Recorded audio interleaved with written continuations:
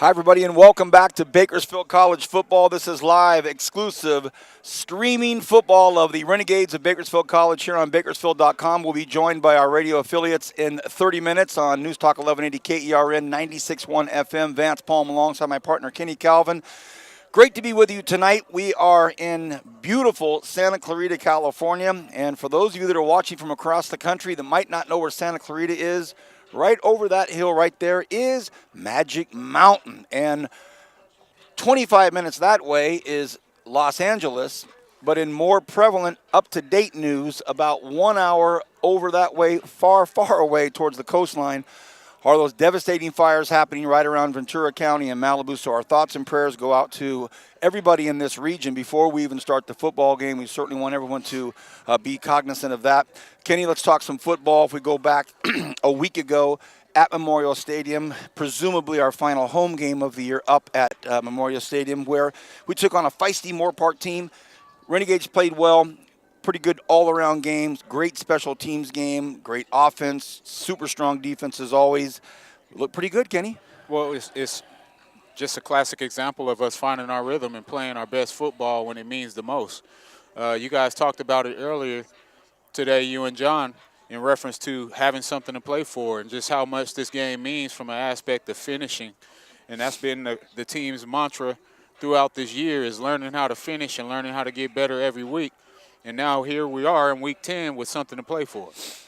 The aforementioned John that you spoke to is the medicine man, John Metis. We had a great chance to catch up here early tonight. We've all got here kind of early and weren't quite sure what the roads and the traffic would be like with all that's happening. So we got here early enough to have some good, strong content talk with John. I look forward to your next segment with John Metis. But let's talk about tonight's challenge. The number one ranked team in the state of California in all polls, every poll. Sometimes we get so caught up in polls. Yeah, but what about this poll? What about that poll? In all of them, tonight, the Renegades up against the number one team in the state of California, College of the Canyons. And being that the proximity is so close to our hometown, we have our local players playing here. It happens every year. We always have feisty, competitive games no matter where we play, and tonight's going to be no different. But first of all, let's talk about this College of the Canyons team. I know you and John will get into it, but how about you and I have a quick chat about this super stacked Canyons team? Well, more than anything, they're a team that's balanced. They're averaging about 297 in the air, about 130 on the ground. They have two quarterbacks who've passed over 1,000 yards each. Two. And that's rare to find at this level. You hardly ever see teams passing that much, let alone having 2,000-yard passers. But more than anything, regardless of the stats, regardless of where they are in their rankings, this is always a traditionally tough game. I remember coming down here as a coach and playing in games that, put us in a position to actually go further into the postseason by coming out and executing. So hopefully our team is more focused on what they can do to advance their season and not what Canyons can do as far as their streak of winning games. Love that thought. Let's focus on what we have control over. And what do we have control over tonight, Kenny? I don't say that in a joking way. What is it that we can do as Renegades to control our own destiny tonight? I'll tell you what we can do. We can continue to play lights-out defense, starting with the front four, who's been doing a fantastic job. We haven't allowed huge rushing games by too many teams, but more than anything, our secondary has been playing lights out, led by Harrington, who's leading the team in interceptions, and LJ Early always flies around. But you have twos and threes who are also contributing late in the year, who've been getting a chance to step up, and even with special teams, we talk about the impact that the DeJager has or Levis has, but how about the guys on kick cover and punt cover? We haven't given up many special teams big plays that have allowed us to continue to get better by playing basic offense and defense because we haven't made mistakes in the kicking game. Speaking with John Metis, in his piece that he put on the front page of the Californian today, talked about Cam Roberson's great quote. Look, we have to play a near-perfect game, and the way we do that is how we set it up, the plan that we put together, how we come in prepared, and what we put together. If you're Coach Judy, assistant head coach Carl Dean, and that staff, are you able to think about this team and only this team tonight, or do you take in the other 9 games that you played this year and kind of put it all in the soup, or do you keep the soup out of it and say it's a brand new meal, it's only Canyons? Well, I definitely know that Coach Judy is only focused on this team and this team alone. He's a guy that leaves yesterday in the past. Got it. It's one of the things that I learned best from him as a defensive back. Leave the last play where it is, focus on the future and the present, and that's what we got to do as a team. None of what we've done before matters except for us having that mentality of knowing that we've been getting better every week. And more than anything, watching our quarterback get better every week, because honestly, that's the key to our consistency. A lot of questions being asked of me this week, of you, of John, of Brandon, our SID. Our halftime guest will be none other than the boss, the athletic director, Sandy Taylor, will be with us. I'll go ahead and ask her the questions and hopefully get the answers that everybody has. What about next week? What about next week? What does tonight mean? What if we win? What if we lose? What if we do that? What if we do this? I'll have Sandy answer, and I know John might have something to weigh in on that as well. The reason I bring it up is forget about all that. Nothing happens unless we take care of business tonight, right? Definitely, and we're definitely trying to find ourselves in that postseason mix. If you knock off a number one team and some of the other things that happen with some of the teams that are playing who may be above us or right below us, right, it all matters. And that's the beautiful experience about being part of a team that's worked this hard to get where you are, is playing for something that matters. Yes, we want to play in the postseason. Yes, I want to join Vance Palm in the booth multiple more weeks. Who doesn't? Kenny, in a few moments, we will bring in the medicine man. It's been another glorious 9 pre-games that we've spent together. You've had him in the Renegade Report. I have to ask, what about the new studio? How good is the vibe? Wow. Have you been in there yet? Metis has been in there. Not everybody's been in the new studios. Hi. But John Metis has been in there. Has he done well? Has he lifted up the new room, or did he kind of bring down the new room? Well, when John walks in the room, it lights up, and you can ask him. The lighting is much better in our new building. Asked our director, Diana. Nothing against the old classic lighting on 17th and I Street, but just the atmosphere alone, it felt great to be part of a transition. And me being a guy that's hosting a show that was handed to me by, other employees, it's just an honor to be part of the process. And, I was taking a shower and I laughed, and my wife was like, what are you laughing at in the shower? I was like, I get to be one of the first people to have a show in this new building. And that's a dream come true for me as a kid coming from Bessie Owens in Bakersfield, California. You never imagine being in these positions. So having an opportunity to do what we do.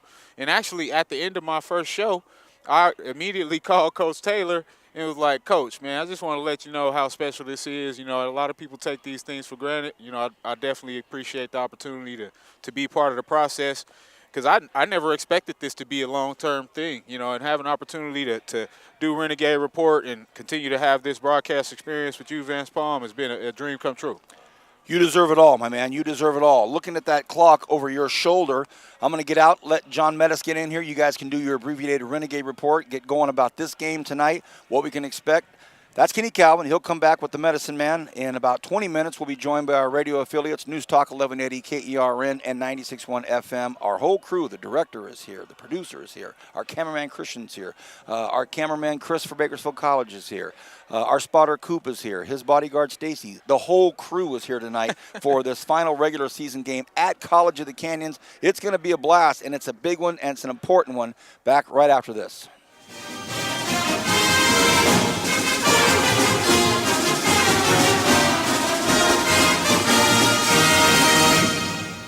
It's November, and the early bird gets the savings. Freeway Chevrolet has the early bird savings you're searching for without the holiday hassle. We're serving up savings on the 2018 Chevy Cruze, priced under $16,000. Who can pass up the 2018 Chevy Malibu for only $19,749? Gobble up over $12,000 in savings on a 2018 Silverado. Whichever one you choose them at Freeway Chevrolet. Selection, savings, and service. Freeway Chevrolet, your hometown dealership.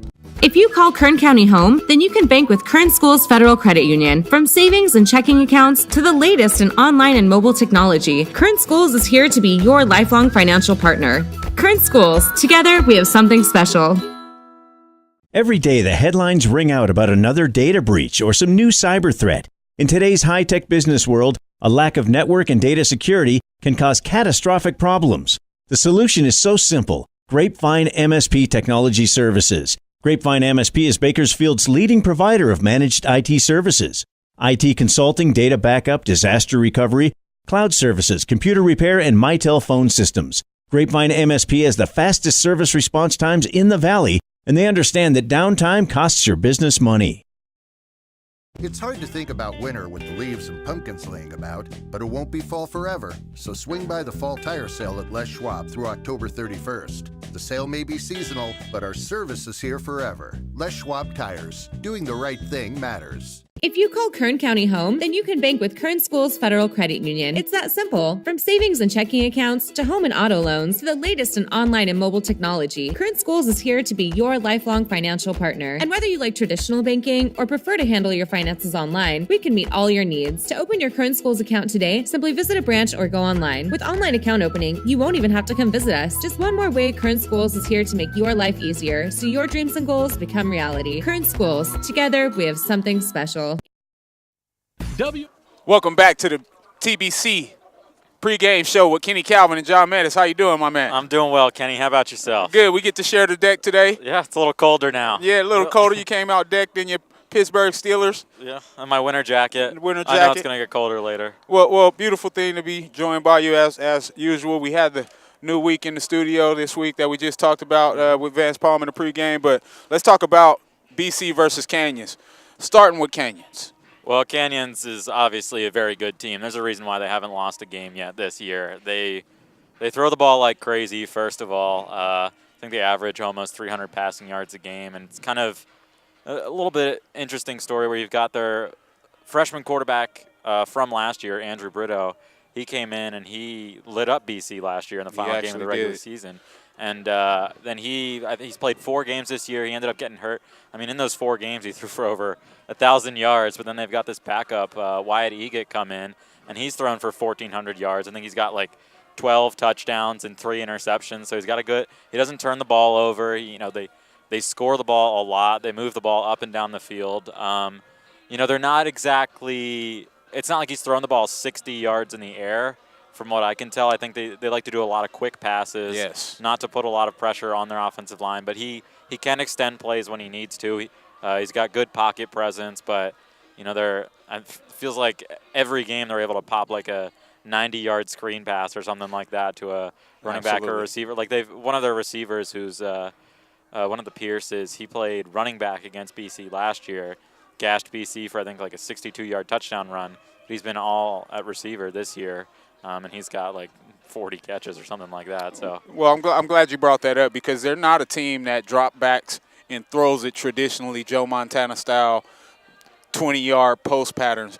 They're a spread football team. They run a lot of 4 wide, but they run a lot of quick inside routes, a lot of quick slants, a lot of bubble screens, a lot of flare routes and stuff that happens at the line to where if you're not adjusted to that as a defense, a 2-yard screen pass can go 60 yards, just like you said. So let's flip the page to our offense. One thing about our offense, we're getting momentum week after week since the bye. We're probably playing some of our best football as a unit.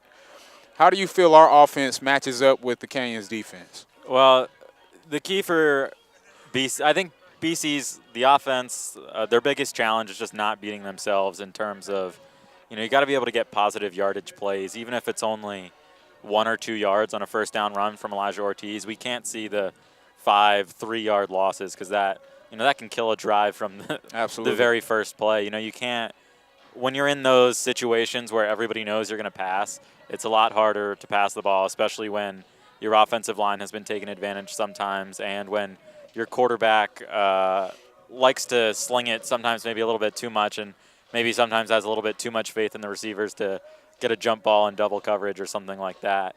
So the offense, you got to control the clock because unless the defense and the special teams get involved in scoring, BC's not going to put up 35, 45 points or something like that. I think they would honestly prefer a lower scoring game in this one because that means their defense is playing well. Canyons isn't putting up 38 or whatever points like they're used to. And Canyons' closest games this year are games where they've only scored, 20-ish, 19-ish points. Yes. Well, I will tell you this. You brought out a bright spot for our defense. Our defense compared to theirs, we score more. Yes. So going through their stats, being Canyons, they had one defensive touchdown. Us, however, I believe we've had multiple defensive touchdowns. I know for certain that we've had more than 3. So just reflecting on the opportunity of our defense making a difference, I believe that's the key to us getting this game and actually surprising a team that doesn't expect us to be as good as we are at this point. Yeah, I completely agree with you. I mean, the defense, and it's like we were talking about before with those quick passes. Something the BC defensive backs, as you know, like to do is, get up there and press coverage, or maybe not exactly press coverage, but be physical within those first 5 yards where you're allowed to. And that's how you disrupt those quick passes and those quick routes. And it's going to be on the linebackers too, because they like to throw the ball to a ton of different receivers, and they'll throw it to people out of the backfield. So I think that's where Canyons is probably, I think they've got respect for the BC defensive backs, and they might be trying to take advantage of some matchups where maybe BC's in zone or something, and you get a receiver on a linebacker or some sort of favorable matchup there. But, the Canyons defense is, look, they've gotten 15 interceptions this year. I forget how many fumble recoveries, but they're in top 10 in both categories. They are a disciplined defense, probably not even the best defense BC has seen this year. Just discipline. But because their offense is able to get up and you're forcing teams to throw on you a lot, they don't, they're not going to leave these big gaps on receivers and stuff. So it's not like they're making these huge splash plays. They're just taking advantage of it when a quarterback tries to force a throw when he needs, they need to score 3 quick touchdowns or something. So he's taking a shot deep, and the defensive backs are there to make the plays. Well, that actually sounds like a recipe for our success, because if we can run ball control offense, which we do very well with Elisha Ortiz and that offensive line, I believe we get Eamon Sullivan back this week, who's a big part of our offensive line. If we can run ball control offense and have our defense that does play opportunistically and causes turnovers, I feel like we can do a great job getting up on this team early and causing them to have to play the comeback game. But if we're able to run that ball control offense, we keep their offense off the field, that's a recipe for success. Well, and it's funny, like last year, BC was up 14-0 in the game, and then I think they had a punt return or a big pass to Jaquel Tomlin. I think that happened in the first quarter. So they were up 14-0 and then like 17-3 or something like that, or 17-7, but then Canyons came back in the either second or third quarter and scored a bunch of touchdowns. So I think BC's, you want to get up early, but let's say they get a drive where they get 3 or 4 first downs and end up punting it or whatever and pinning Canyons within the 10-yard line. That's not a bad drive. If I'm Coach Judy, I'd be happy with that drive because of how we've seen games where BC's going 3 and out, 3 and out, 3 and out, and you're putting the pressure on the defense, and maybe the defense looks a little worse than it actually is because they're the team. All day. Yeah, exactly. Exactly. So I'm glad you brought that up, because end of the year, last regular season game, we don't know what's going to happen afterward. You focused on a key point, punting.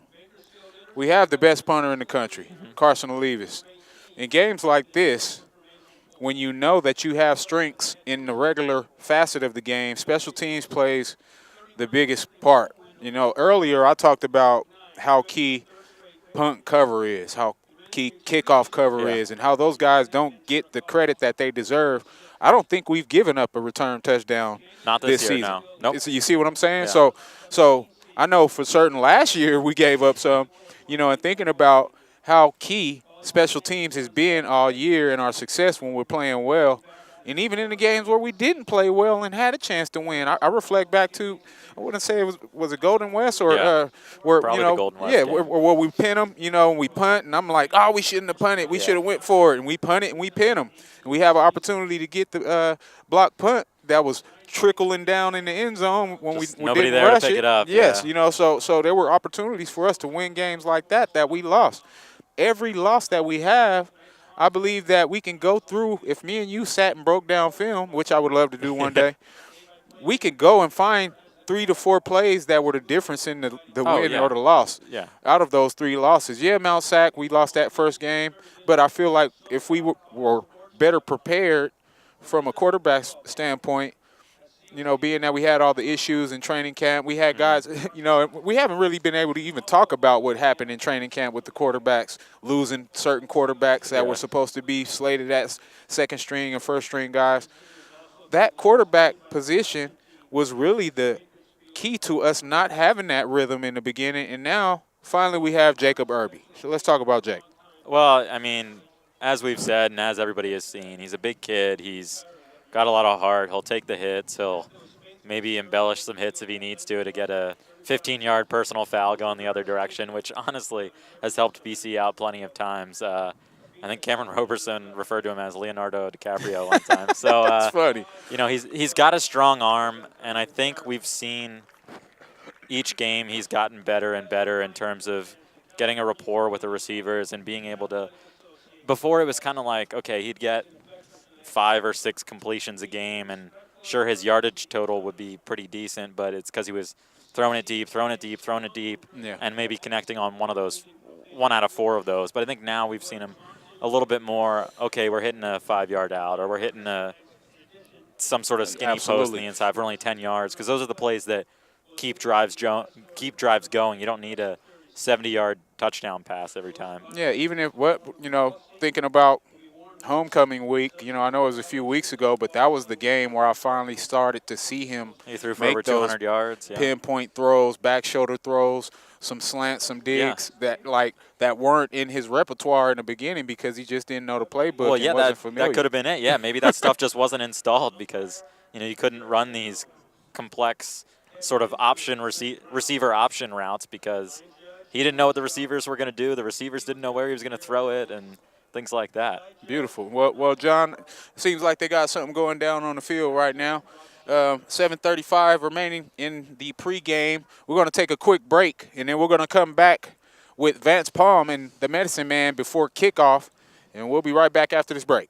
It's November, and the early bird gets the savings. Freeway Chevrolet has the early bird savings you're searching for without the holiday hassle. We're serving up savings on the 2018 Chevy Cruze, priced under $16,000. Who can pass up the 2018 Chevy Malibu for only $19,749? Gobble up over $12,000 in savings on a 2018 Silverado. Whichever one you choose them at Freeway Chevrolet. Selection, savings, and service. Freeway Chevrolet, your hometown dealership.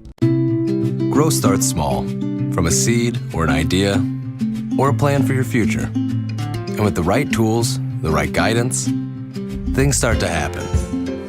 At Rabobank, we know about growth because we provide banking for communities grounded in agriculture, helping people like you and communities like ours thrive with the right banking solutions. It's why at Rabobank we roll up our sleeves to go to work for you. We're Rabobank. Let's talk. It's hard to think about winter with the leaves and pumpkins laying about, but it won't be fall forever. So swing by the fall tire sale at Les Schwab through October 31st. The sale may be seasonal, but our service is here forever. Les Schwab Tires. Doing the right thing matters. W.A. Thompson Distributing proudly supports Bakersfield College athletics. W.A. Thompson has been delivering quality beverage products to Kern County businesses for over 60 years. With great beer comes great responsibility. Please enjoy our products responsibly and always remember, 21 means 21. W.A. Thompson Distributing salutes BC football. Thanks for following the Renegades on the radio, and go Gates! Running your business is hard work, but with the right tools and guidance, we can make it easier. At Rabobank, we deliver smart banking and lending solutions for local businesses, and we're always ready to roll up our sleeves and work for you. We're Rabobank. Let's talk.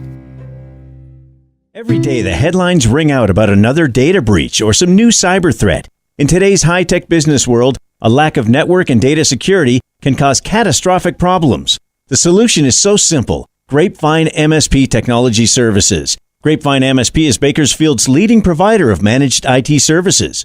IT consulting, data backup, disaster recovery, cloud services, computer repair, and Mitel phone systems. Grapevine MSP has the fastest service response times in the Valley, and they understand that downtime costs your business money. Welcome back, everybody. Special treat, rare treat, since I changed the format early this year for the middle segment to be with Kenny and the Medicine Man. Because you didn't want to talk to me anymore. Look, you said it, not me. Couple of quick hitters for you. Sandy Taylor, athletic director, will be my halftime guest. We're going to cover a ton of things, John, but I like to get it from the horse's mouth. You've covered that volleyball team all year long. Special stuff. Yeah, they're a really good team. They won the conference championship last night. They've only lost one game this regular season. I mean, I was talking to Carl Ferreira. It was at the very beginning of the season, probably 4 matches in, and he was like, I don't know what it is. Well, actually, he did know what it is. There were some of the girls he had worked with before through club volleyball, and he just thought, they were kind of already more disciplined and, not making mistakes in that early stage. So he could already focus on, like most teams, he's got to spend the first few weeks, months, whatever, saying, okay, we can't make this attack error. We can't do this wrong. We can't do this wrong, instead of, oh, we need to go and build this into our repertoire and, add this and add that, because they were focused just on not doing things wrong, and they couldn't focus on what they were, could build onto. And so now I think you're kind of seeing that he was able to do that this year. He didn't have to focus on the mistakes, and so this team has really come together. It's probably one of the best teams he's had here in his 14 years or whatever it's been. They're really talented. They don't, not to be offensive, but you don't walk into the gym and say, okay, this team's going to blow you out of the water when you look at them. But then you start seeing them play. They're playing well together. They're all understanding what everybody else is going to do, and they're a very good team. Last night they capped off great league season, won it all, beat this Canyons team up in the Gil Bishop Sports Center. So one last thing before a couple of last things. I always say one last thing with you, but then you always spark my interest to ask a couple more things. Oh, boy, I should just stop saying things then. If you're Coach Judy, what'd you tell those guys in the locker room, or what are you telling them literally right this minute? Well, I think he's probably saying something similar to what Cameron Roberson said, is that we need a perfect game. Last year, they came to Canyons. They were up 14-0. Then they fumbled the ball away a few times, and that was a game that was very much in their grasp. You're right. And they kind of gave it up. And this Canyons team is a very good team this year. He's going to say, there's a reason why they haven't lost a game this season. You guys, you can't afford to beat yourselves. They don't beat themselves. We need to go out there and beat them. Final question. Boy, your first full season, Renegade football, it has gone awfully quick, man. Time flies, Johnny? For some reason, this season feels like it's gone faster than last year, even though I was only here for half the year last year. I guess it's because I've got more of a familiarity and comfortability with the team, the places, the league, stuff or you like could that. just say time flies when you're having fun with this unbelievable crew. Well, that since you're Diana's here this year. Loaded, and Kenny. Right. Loaded audience. Hey, buddy. Thanks. Thanks, Vance. Looking forward to having you up here with us tonight. The Medicine Man's going to be up writing his story from right here. When we come back, kickoff at College of the Canyons, #1 team in the state in all polls. Big one for the Renegades. We'll be back right after this on Bakersfield.com. Buying a pre-owned vehicle from an online company can be risky, especially if the vehicle is not seen in person before the purchase. At Three-Way Chevrolet, we want you to search and compare the inventory on our website, but then come in to the dealership and test drive our vehicles. Let us take the risk out of your buying experience. Buy from the dealer you trust, and when you step up to certified pre-owned, confidence comes standard. A 172-point inspection and reconditioning, along with 2 factory-backed limited warranties and roadside assistance, add up to a value you can depend on, and a vehicle you can trust. From Three-Way Chevrolet, your hometown Every dealership. day, the headlines ring out about another data breach or some new cyber threat. In today's high-tech business world, a lack of network and data security can cause catastrophic problems. The solution is so simple. Grapevine MSP Technology Services. Grapevine MSP is Bakersfield's leading provider of managed IT services. IT consulting, data backup, disaster recovery, cloud services, computer repair, and Mitel phone systems. Grapevine MSP has the fastest service response times in the Valley, and they understand that downtime costs your business money. W.A. Thompson Distributing proudly supports Bakersfield College athletics. W.A. Thompson has been delivering quality beverage products to Kern County businesses for over 60 years. With great beer comes great responsibility. Please enjoy our products responsibly, and always remember, 21 means 21. W.A. Thompson Distributing salutes BC football. Thanks for following the Renegades on the radio, and go Gades!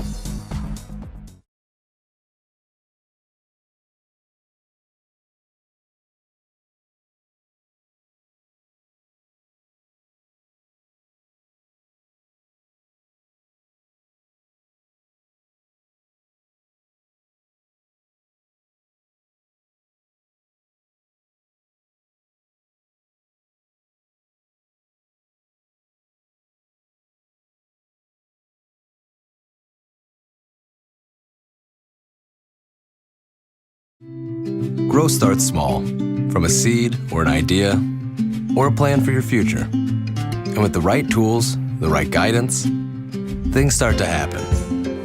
At Rabobank, we know about growth because we provide banking for communities grounded in agriculture, helping people like you and communities like ours thrive with the right banking solutions. It's why at Rabobank we roll up our sleeves to go to work for you. We're Rabobank. Let's talk. All month long, you can pick your payment at Three-Way Chevrolet. $199, $299, or $399 a month with zero down. With a great selection of pre-owned cars and trucks and the ability to pick the payment you want, we're making it easy to drive one home today. Pick your payment of $199, $299, or $399 a month with zero down. Pick yours quick before they're gone. Pick your payment at Three-Way Chevrolet. Selection, savings, and service at Three-Way Chevrolet, your hometown dealership. From the growers and winemakers to the tasting room staff, sales teams, and business owners, wine is an iconic image of California. At Rabobank, we know that viticulture and enology are an important part of the Golden State's business climate. They're industries in which growing businesses require a financial partner who understands the unique challenges they face every day. As one of the world's largest lenders to the wine industry, Rabobank provides local expertise, access to a global financial network, exclusive research, and educational resources. We're committed to nurturing and investing in California's wine network. We are Rabobank, driven to do more for the people and communities we serve. Okay, everybody, we're about ready to get started. Welcome back to Bakersfield.com live exclusive coverage of Renegade football. We are on the road, but it's still 661 football. An hour south to Santa Clarita and College of the Canyons. The Renegades will receive, and taken at the 5-yard line is Cam Roberson, and Roberson gets up to the 29-yard line. Great start for the Renegades. Good field position again. I'm Vance Palm, joined by my longtime partner, Kenny Calvin. John Metis from the Bakersfield Californian. Thank you for your time in the pregame show with your company's namesake on it, the Bakersfield Californian pregame show. Thank you. Our radio partners are in now. News Talk 1180 KERN, 96.1 FM. Great to have everybody here. Christian on camera, Diana, our producer and director, Chris on BC camera, Coop, our spotter, and Stacy along for the ride. Okay, Kenny, first things first, are you ready? I'm ready, and it looks like the offense is ready to come out and play big boy football in a twin set. Irby, the quarterback for the Renegades, starts off, handed it to Ortiz. Ortiz cuts up, gets a yard or two. Nice strong run from Elijah. And you're going to hear a decent-sized crowd below us tonight. College of the Canyons, #1 team ranked in the state. So, of course, it's going to bring out even the casual fans from up in the Valencia area, going to stop by and see what's happening under the lights tonight. Oh, that's right. It's our #1 football team. So, nice crowd below us. On the other side, Renegade faithful always travel well for this game. Not a far trip.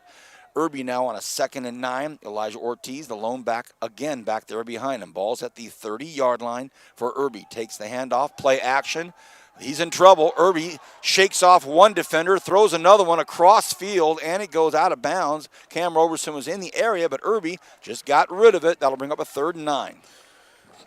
Yeah, Canyons came out in a 30 front, and then they shifted to a weird 40 with a 2-deep safety look, and that kind of confused the pass protection as we went play action out of a spread formation for Irby.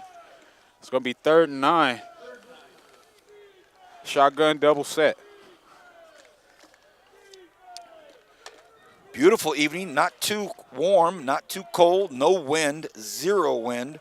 Irby takes the shotgun snap, steps up in, might even have enough for a first. Look out, and Irby goes down at the 32-yard line. Everybody covered out there, had nowhere to go, so he goes down, and that'll be a 3 and out. Have to punt the football.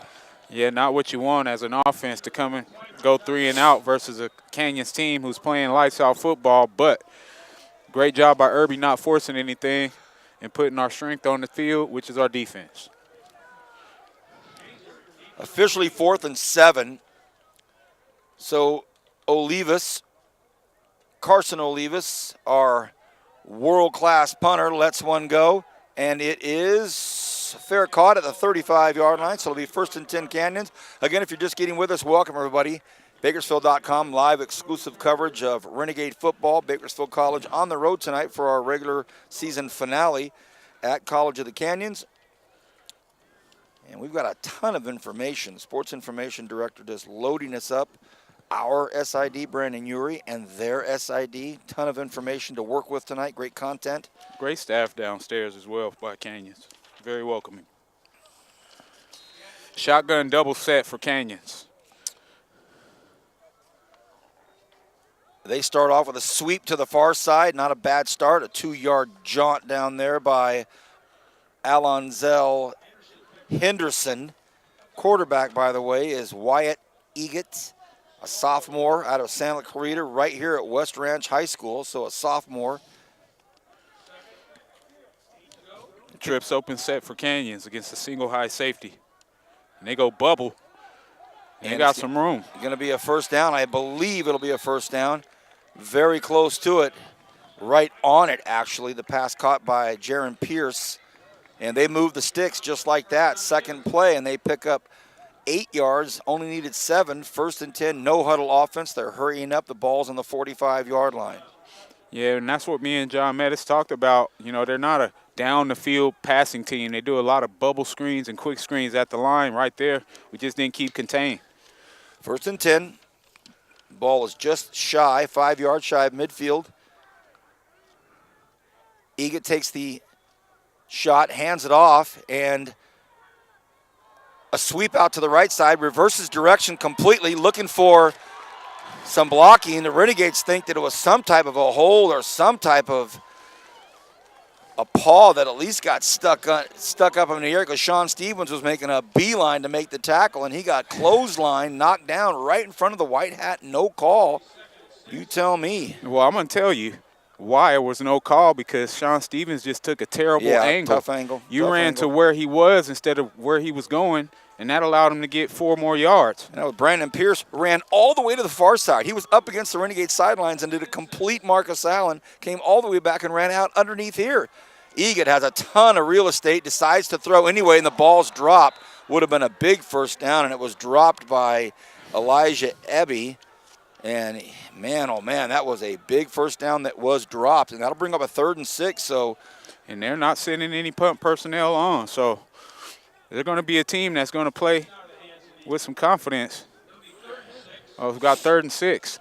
Ball's at the 49-yard line, so they need to get to the 45 of the Renegade portion of the football field. And back onto the field now is Kenny Torrance out of Bakersfield, California. Stockdale High Mustang in the backfield for his first play of the evening. Torrance blocking it right now. And Eggert rushed out of the pocket, and man, wide open, and I mean wide open. And he's flipped up and over, and that's going to be a first down. And Tim Wiggins out of Santa Clarita had a ton of space out there in the middle of the football field. First down, Canyons at the Renegade 30-yard line. Yeah, it looked like the Renegades were in a quarters coverage, and you got 2 guys killing grass. And what we mean by that is you're just covering an empty area. Find a man and attach. Egat fakes the handoff to Torrance, kicks it out to the right side. Nice pass play. At least a gain of 3. That'll bring up a 2nd and 7 at the Renegade 28-yard line. Oh, boy, he moves it all the way up to the 26. Yeah, very generous spot, being that he tried to establish, or when he caught the ball, he actually reestablished himself and backed up himself. Shotgun double set versus a 40 even front of the Renegades. Egat throws one over here, and it is caught right below us. Yards after the catch, still moving. Wow, some fancy footwork out there by Brandon Pierce. Pierce already becoming a favorite target tonight of Egat. They've connected for a ton of yardage already this season. Well, as the Renegade defense, you can tell we're playing more of an umbrella-style zone and trying to keep guys in front of us. 3rd and about 2, VP. 2 Stockdale Mustangs from Bakersfield on this team. One of them's in the backfield, Kenny Torrance on the left hip. They give it to Torrance. Torrance on his first carry of the evening against some of his former high school teammates and opponents. And he picks up the first down. Yeah, they went shotgun pro set, and they just run that power through the A gap. The other Bakersfield player, another Stockdale Mustang, Gio Ramirez, the defensive lineman. 1st and 10 at the Renegade 20. Egat, play action, stands, has a ton of time, connects. Fumble! Ball should be a fumble, and they say incomplete. Oh, goodness. Coaching staff for the Renegades say he caught it and spun. The man made a spin move. He caught it and spun. He caught the ball, spun, got hit, and fumbled the football.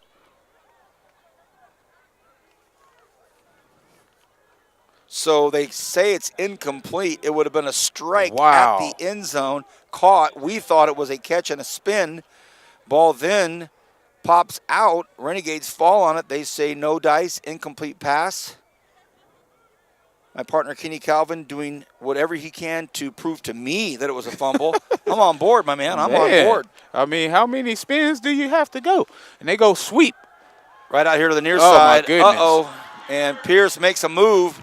Brought down at the 1 yard line. Finally tackled at the 1 yard line by Harrington. But Brandon Pierce has some serious speed. And it'll be 1st and goal from the 1 yard line. Here come the College of the Canyons. Yeah, it's going to be a challenge for our outside linebackers and safeties to take appropriate angles because these guys can fly. And the one thing about a person that's slower than the ball carrier, if you're running to the spot where he's going, you'll beat him there. Don't run 9 where on he's the at. play clock. Egat. Easy touchdown. Hands the ball to Henderson. Henderson catches it, or takes the handoff and cuts right in. Takes 2 steps in, and it's a touchdown. So College of the Canyon scores very quickly. 65 yards, super fast. And this is going to be a game where you have to take advantage of all those 50-50 balls, 50-50 plays, because this is a high-octane offense. They average 297 in the air and 130 on the ground. They can get it either way. Tanner Brown from Saugus High School with the PAT. That's up and it's through. 7-0 the score. We'll take just an early quick break and be back right after this on Bakersfield.com. For years, Current Schools Federal Credit Union has been the local choice to meet your financial needs. And just because we're local, you can still take us wherever your travels or life may be. That's right. From online and digital banking to mobile check deposit, Current Schools is always a tap away. And did you know banking at Current Schools gives you access to over 30,000 ATMs nationwide? More than any big national bank can offer. Download the Co-op ATM Locator app to find an ATM near you. See, we're local, but we're local everywhere. Current Schools. Together, we have something special. 7-0. Santa Clarita scores on their first possession. They kicked off to the Renegades. Renegades had a 3-and-out. And now, quickly, did not take long for the Renegades, as if they didn't know. They know, but it did not take long at all for them to realize that this will be a tough, tough road tonight. Kick is up, and it's going to be taken by Cam again. Roberson called it off and into the end zone. And there was a rule that was changed over the offseason where if you fair catch inside the 10, the ball is moved to the 25. I remember when it happened in Ventura, we were like, what is going on? You guys got to update our broadcast media team as well when you make these rule changes. And Kenny, I am expecting you to update me when you get updated on that. We were like, hey, what in the world? Well, the Renegades break out of their sideline huddle, and they are in their all white tonight, from top to bottom, all white. And College of the Canyon, top to bottom, all blue. Ortiz takes the handoff, tries to get to the outside, and super quick defenders catch him, and he doesn't get a yard. It'll be 2nd and 10. For those of you in our radio audience, The College of the Canyons in the all blue with the yellow numbers looks a little bit like Michigan. Not all like Michigan. Little Calish. Yeah, Cal Berkeley. There you go. Very good. And the Renegades look like Nebraska road trip, all white top to bottom. 2nd and 10, no gain. Irby takes the snap, rolls to his right, has a little time. Now he cuts up. Irby looking for some more room, cuts back against the grain. Irby, nice strong run there, and he picks up the first down. Great job by the Renegade quarterback, Jacob Irby, and he jumped out of that huddle real quick. Tough kid. We know that he's tough. He's taking some big hits. He came onto the scene at Golden West and was not supposed to touch the field that day, but Medina gets hurt. He goes in. We see the big, strong arm, and we also saw him take a couple of big licks and pop right back up. First down. We'll take what we can get, Kenny. Yeah, and that's really we're going to have to extend plays as we come back out in that twin set for Irby. Ortiz on his right hip. Everybody else spread out along the left side. Elijah Ortiz cuts up against the grain. Oh, what a big, strong run to the 50. There's a first down, and he delivers a big blow at the end to the 45-yard line. Listen to that Renegade faithful over there. It's going to take a lot more of that downhill running from Ortiz on early downs to make us successful. John touched on that early. We have to get positive yardage on first down to be successful against a team like Canyons. 1st and 10 inside Canyon country at the 46-yard line. Irby takes the shotgun snap, rolls to his right, has a man quickly if he wants it, decides not to, goes all the way downfield to the end zone, and it is just deflected at the end. Just enough. It would have been a touchdown, but a touchdown-saving effort out there. And that looked like Rashawn Rowland out of Arcadia. That was a touchdown waiting to happen in the hands of Zach Hartsfield. But I'll tell you what, Kenny, Rowland got just enough. He flicked it and nicked it just enough for that ball to be shot out of the hands of Hartsfield. That was a touchdown. Yes, Oof. It was. If Irby sets his feet and delivers that ball, it's a touchdown. He still launched that thing 50 yards into the end zone. Ortiz over here to the near side, still on his feet. Ortiz picked up another big first down, and that could be considered a late hit. But, boy, it's over on this side of the field, so no flags fly. First down, Renegades, a 13-yard run by Elijah Ortiz. And, you know, on the way down here today, oh, by the way, thank you for gracing me with your presence. I've been asking Kenny to ride with me now for 3 years, and he always big times me. But today he said, VP, I'm going to ride with you. Great time. We had a great discussion, you and I, Coop and Stacy, and we talked about, you know, what it's going to take tonight. What will it take? And to the average layman just listening to a game or watching a game, you know what it's going to take? It's going to take the Renegades to come out and full-on want to get after it and really, really, truly play all hands-on-deck football. That's what's happening now. 1st and 10. Irby looks to his left, steps up into the pocket, better protect the football. He still might get another first down, picks up another block, takes on the defender. The crowd says, ooh, but we know Jacob Irby. And he hit the big guy. He went after the big guy, and that is Johnny Morrison III, 6'4", 245 out of Hawaii. And I like how Irby got up right there. He said something to him. He did. He said, aloha, baby. Wow, 1st and 10 Renegades. So they have come to play. Got scored on quickly, but this offense has answered, and it's 1st and 10 from the College of the Canyons 19. Irby takes the handoff, takes the snap, hands it to Ortiz. Ortiz in trouble, tries to back up, can't do it. They shut him down for a 4-yard loss. Swept it out to the left side, and there were some Cougars waiting for him, literally waiting for him. Yeah, we tried to go that ISO, and Ortiz definitely tries to do his best to stretch those plays when they break down, but great job by the defensive end keeping containment. Run blocking looking great in the first quarter. 5:29 remaining to play. Renegades 2nd and 14. But that stretch out to our left side of the line of scrimmage, their right side of the defensive line of scrimmage, pretty quick out there. Hey, look at this. Irby has 2 backs with him, sends one of them, which is Isaiah Martin, way out over here to the near side. Screen play, ball batted down. Oh, and it was almost picked off. It was batted down, and thank goodness Elijah Ortiz turned into a DB on that, actually, and had to jump up and get it. And that brings up 3rd and awfully long. 3rd and 15. Yeah, Irby has to do a better job selling the opposite play. Right. That looked screen all the way. And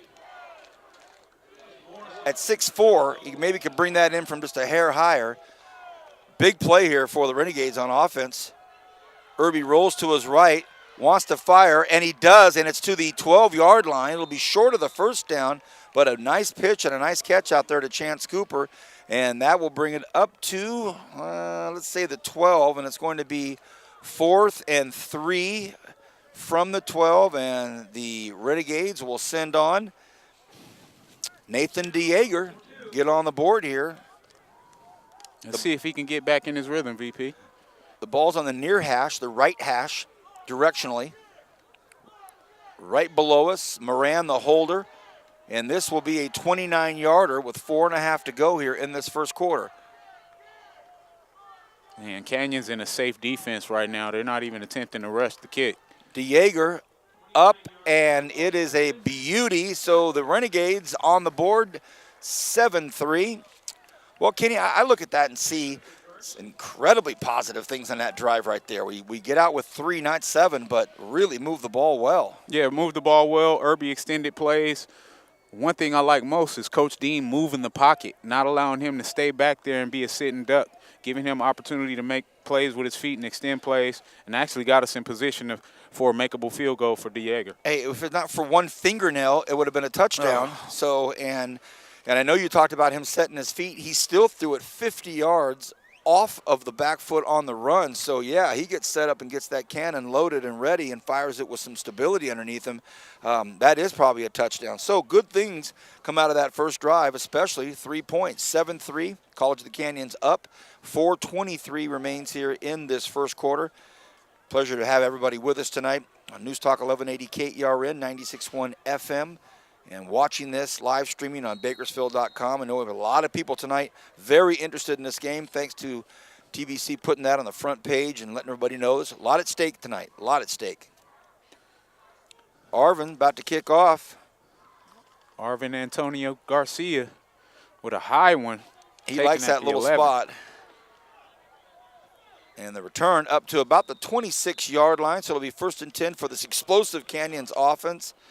Kenny, how many times do you have a quarterback go for 4 digits, he goes down, and the next guy rolls in and goes for more, you know? Man, 2 quarterbacks with 1,000+ yards in a junior college season is kind of unheard of.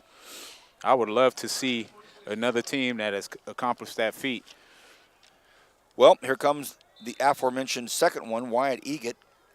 He's from right here at West Ranch High School out of Santa Clarita. 6 foot, 200-pound sophomore, comes out from the sideline huddle. Only one back there on his left hip. Oh, fumble! Ball's on the ground. Renegades get it. Yes! That's exactly what we needed right there. That is exactly what the doctor ordered. I'm getting hugs from Kenny Calvin. You know it's a good night when KC's hugging you. And Egat just took his eye off the ball. He was looking upfield. That ball snapped right off his chest. And listen to that Renegades crowd. They know how important that is. It's plays like that that take a team who's been rolling 9-0 on the season and brings them back to reality, especially if you can go ahead and convert and set and change. I expect play action from the Renegade defense. Let's go ahead and take their heart out. Cam Roberson split out way to the right side, the bottom right of your screen there. Irby has options, wants to throw across the middle, has a man. Oh, and he overthrows him. And you can hear the crowd from here. Oh, again, he went for Zach Hartsfield out of Centennial High School, and he had him. That would have been, first of all, a huge first down, probably about the 8-yard line. And if Hartsfield gets anything after that catch, it's a touchdown. So all of a sudden, College of the Canyons sideline and their stands going, hey, whoa, whoa, whoa, what's happening here? Well, it's just like I talked about, Coach Dean coming out and catching that defense off guard. Great play call, Coach Dean. 2nd and 10, and big Isaiah Martin now looks to roll over some guys and has a few things to say. He gets to the 20-yard line, so 5 yards on one blast out of the backfield. Shane Jones, by the way, is in, playing receiver way on the left side of the line of scrimmage. The ball's on the left hash. And I just mentioned Shane, and now he's going to come back over to this side. Strong right side. Roberson. Shane Jones, 3rd and 6 from the Canyons 20. Irby rolls to his right. Irby in trouble. Look out. Irby hit hard. Knocked down at the 25-yard line. with a bruising Oh, yeah. hit. Targeting. And a late flag comes out. The hit was made by Khalib Johns. Khalib Johns, number 20, just leveled Irby.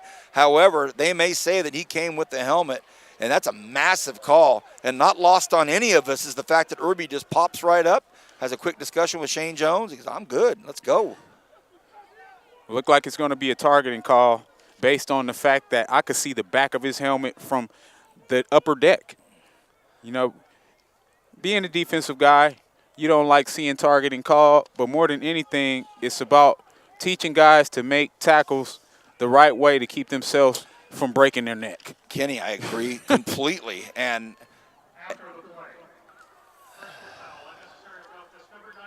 yeah, it wasn't, I was going to say, okay. it wasn't Khalib Johns. I was waiting for the other number. Something else happened. And, under well, the it was foul after the hit. They landed on Irby. Okay. And it was, of all people, I think it was 92, Gio Ramirez. Now it's important for Irby to make good decisions with the football. You have great field position. Don't make any mistakes that take away the opportunity to put points on the board. 3:27 to go here in this first quarter. The Renegades in the neighborhood. Irby takes the snap to Ortiz. Ortiz still trying to get to that outside. This time he cuts across the grain. Oh, beautiful running by Ortiz. Touchdown, Renegades. Boom. Beautiful downfield blocking. Ortiz waited till the very last second, cuts up against the grain, and you can't stop that train. Once it gets rolling, Elijah Ortiz and the Renegades have answered. And just like I said, VP, you underestimate a team that's known for traditionally being a powerhouse in Bakersfield College. We don't care how many games you won before we came here. You got something to take care of once we get off the bus. DeJager to make it 10-7. The snap, now they're coming after it, and too little too late. That thing is right through the middle, 10-7. Well, Kenny, a fumble on the first snap, a penalty, a big penalty. We've seen things like this happen before, but we don't capitalize on it. This time it happens, and boom, boom, quickly. Quickly, and it's just like that. Now we got the home crowd looking back up at the top of the deck because they're wondering, where's these cheers coming from? That, and they're getting mad at the refs, of course. You know, but it's just like we said. When you've been playing at a high level in rolling teams like Canyons has, you haven't been in games and being challenged. I don't think they've had a game where they've played where it's been less than 10 points. The first game of the year was their closest game against Saddleback, and since then, they've worked over pretty much everybody they've played, and to have a number one ranking, you have to live with it. Heavy is the crown. 3:16 in this first quarter. And now the Renegades will kick off again. Need something special on defense. Garcia kicks it to his little spot right there, 8-yard line on the right side. And not a bad return up to about the 29-yard line. Something to look out for, something to keep an eye out for, or extracurricular activities at the end of plays. We were going to bring that up at some time. College of the Canyons brought it up for us with a late hit that resulted essentially in a touchdown. And more than anything, we talked about it in the beginning. You have to take advantage of those 50-50 plays, 50-50 balls. Here's an errant snap that goes on the ground. Within inches of being recovered by them, we get on it, we score. 10-7 Renegades. Egot now lines everybody up, has them where he wants them. Hard count, but the tight end moved as well, and they're going to blow that whistle. And Kilian Zierer out of Hohenkirchen, Germany. Say that 3 times. I can't. Kilian Zierer, number 77. He's 6'7", 250. And he comes to us from Hohenkirchen, Germany. But it wasn't Hohenkirchen, Germany. It was Bakersfield, California that jumped James Thomas. JT got caught out there. Yeah, can't fault the energy. Makes it a 1st and 5 now. And they're going to give one more second back on the clock. And Egot, pretty smart play. Come out with a hard count, slow this defense down, push them back just a hair, get them on their heels for a second. He looks left, wants to throw left the entire time. He's in trouble. He goes down. He's sacked. Great job by that secondary for Bakersfield College. There was nowhere for Egat to go. And if you're an Egat fan or a Cougar fan or a Cougar staff member, you're telling that young man, cover that football up. Ooh. He got sacked, and it was just a razor-thin area there for him to not have that ball knocked out. Well, one of the things I didn't like, the defensive line did a great job getting penetration, but the corners are spending too much time with their eyes in the backfield. Get your eyes out of the backfield and be honest and stay on top and deep at the deepest. Loss of 5. Now it's 2nd and 10. Egat again went for the hard count. This time everybody stayed there. Ricky Ling Wei did not jump. Egat drops back, takes a look, flushed out of the pocket again, wants to throw downfield. Flag on the play. It's tossed, and it is incomplete. And a flag back in the offensive backfield, and it is going to be a hold against College of the Canyons. And we definitely want to back them up. Yeah, Coach Schutte is going to take that one.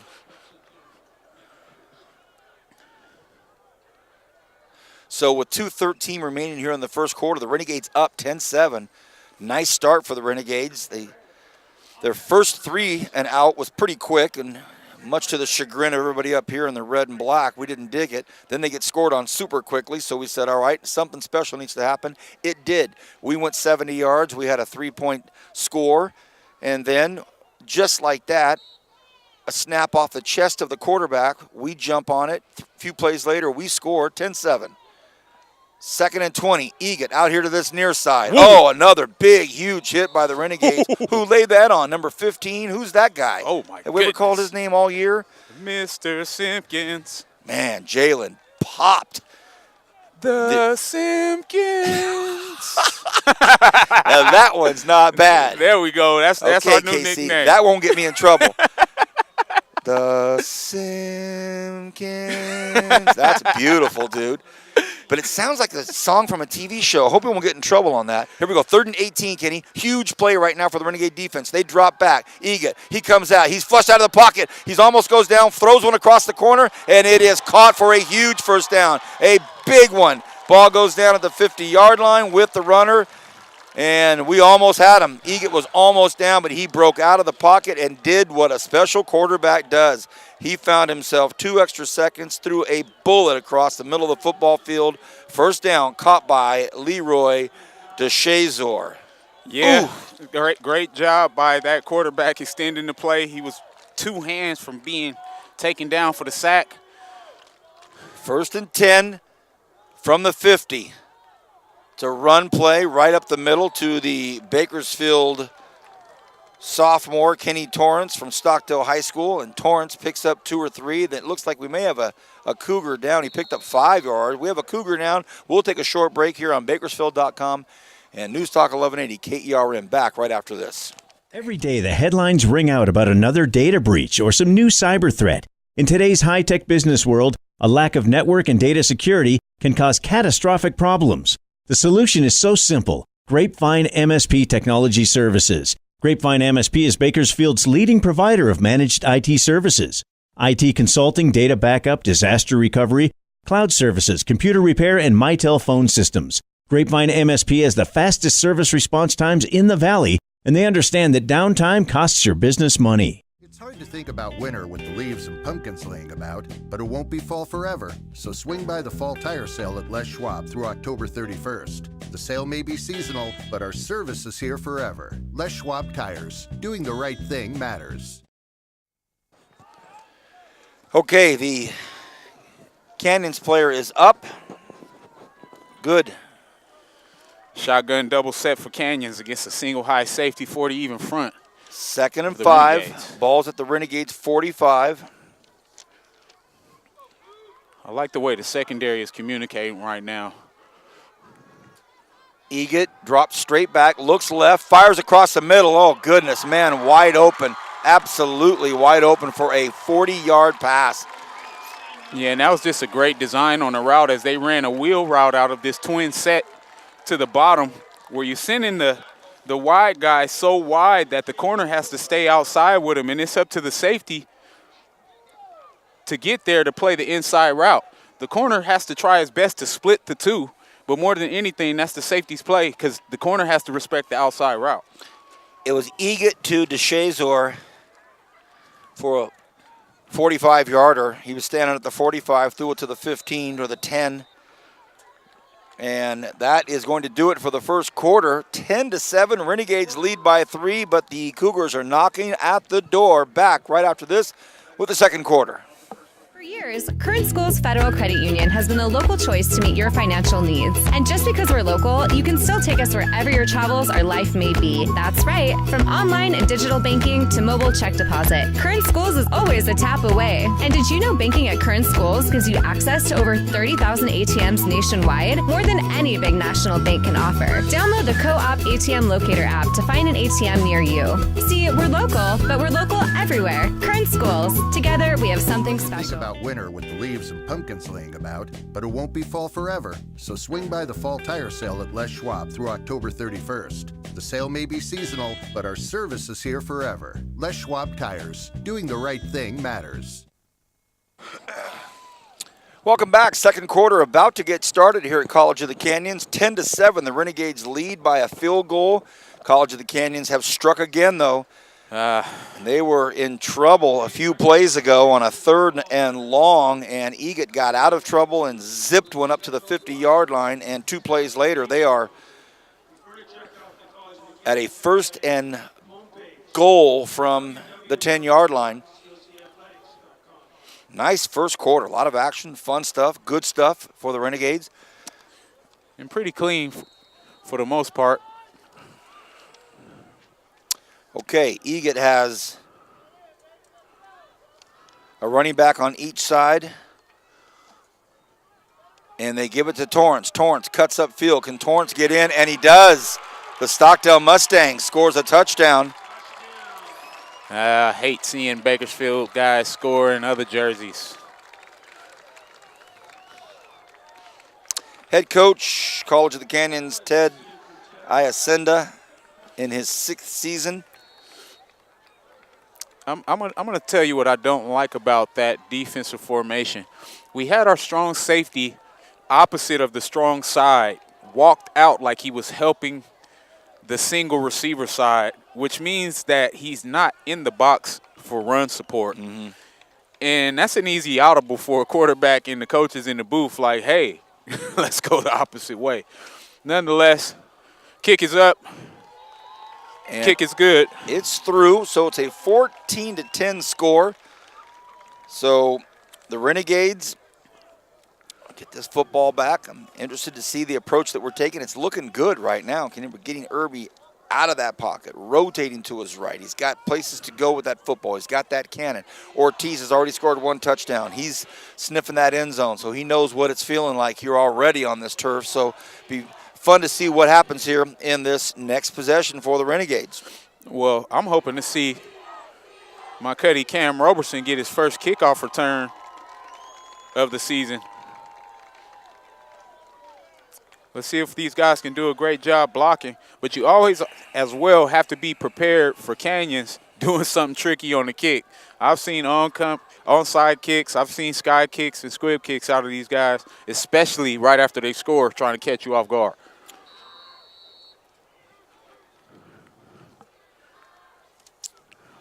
Shane Jones back there with Cam Roberson. Both can go the distance. And they kick it to Cam. Cam's going to take it at the 1-yard line. Roberson looking for some room. Roberson cuts back up. Runs into his own guy. Oh, goodness. He ran into Marcus Furlow and spun around. And every time Cam touches the ball, we expect it to go line to line. But that time, Furlow going to make a block on the far side, got right in the way. So 1st and 10 from the 26-yard line. Renegades will come out just underway here in the second quarter.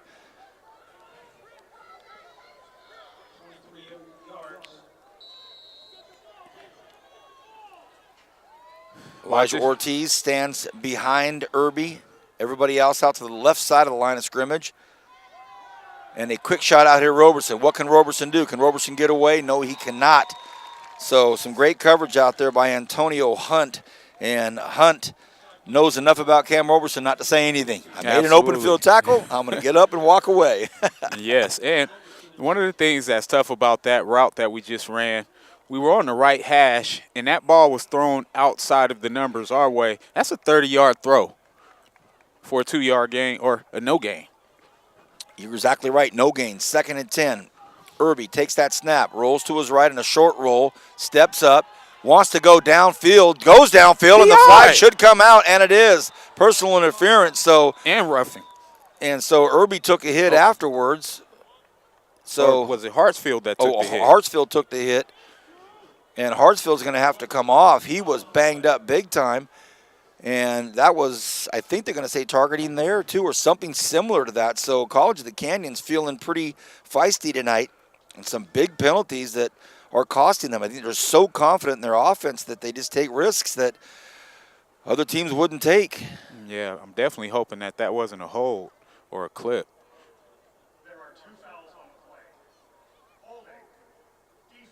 Okay.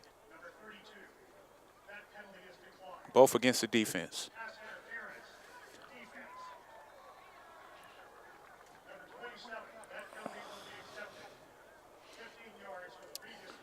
Okay, so for those of you that can't hear that through the ambient microphone, both penalties on College of the Canyons, and the Renegades will take the personal interference foul, and that'll be a pass interference foul, and that'll be moved to the 41-yard line, 1st and 10. One of the things I want to highlight is the fact that we're taking shots downfield and it's giving us opportunities. I begged for this early in the year. You got it, Kenny. Irby to Ortiz. Ortiz looking, trying to find something, can't do it. No gain. 2nd and 10. Yeah, Canyons defensive line doing a great job on 1st down, minimizing Ortiz's run game. You know, that's when you expect our offense to try to mix it up a little bit, not go run on 1st down as much. We'll see how that plays out. 2nd and 10, under 14 here left in the first half. 14-10 Cougars. Ortiz right up the middle this time picks up 2 yards, and it'll be 3rd and 8 from the Renegade 43-yard line. Again, 14-10 College of the Canyons here. 13 and a half to go in this first half. Working on trying to flip that field as we're on the 47-yard line now. Huge 3rd down conversion for Irby. And the shotgun double set. 43-yard line, 43. Oh, 43-yard line. 3rd and 8. Irby takes the snap, wants to run, can't go anywhere, and it looked like a quarterback draw from the very beginning of it, but it did not get him much. The ball gets up to about the 44, maybe a gain of 1 or 2 yards. That's it. So Carson Olivas and company will come in and try to flip this football field. The dangerous Leroy DeChazor, took the words right out my mouth. Sophomore from Lakeland, Florida, stands back at his 17-yard line. So what does Carson have with him? Let's get a muff. Fair caught. Pushes him back all the way to the 5-yard line. Beautiful punt by Carson. So with 12-11 to go here in this first half, hope you're enjoying this, everybody. Want to thank Luigi's Italian Restaurant and Delicatessen in Bakersfield. An absolute must this time of year. Well, it's all the time of the year. But as we get into this holiday season, boy, isn't it fun and festive to be at Luigi's, outdoor on the patio, indoor in the literal Hall of Fame, over in the bar, having a warm coffee or a cold fresca. How about the Delicatessen for all of your special holiday orders? Thank you to Luigi's Italian Restaurant and Delicatessen. Here comes College of the Canyons. Egot, he throws, he fires, it's out of bounds, and he was under pressure out there by, of all people, can you believe it, James Thomas. Chased him all the way into the back corner to the back pylon, but all along, Egot knew he was going to get rid of it. Renegade defensive line doing a great job establishing pressure. This offensive line has their work cut out for them in Canyons. 2nd and 10, Canyons heading south.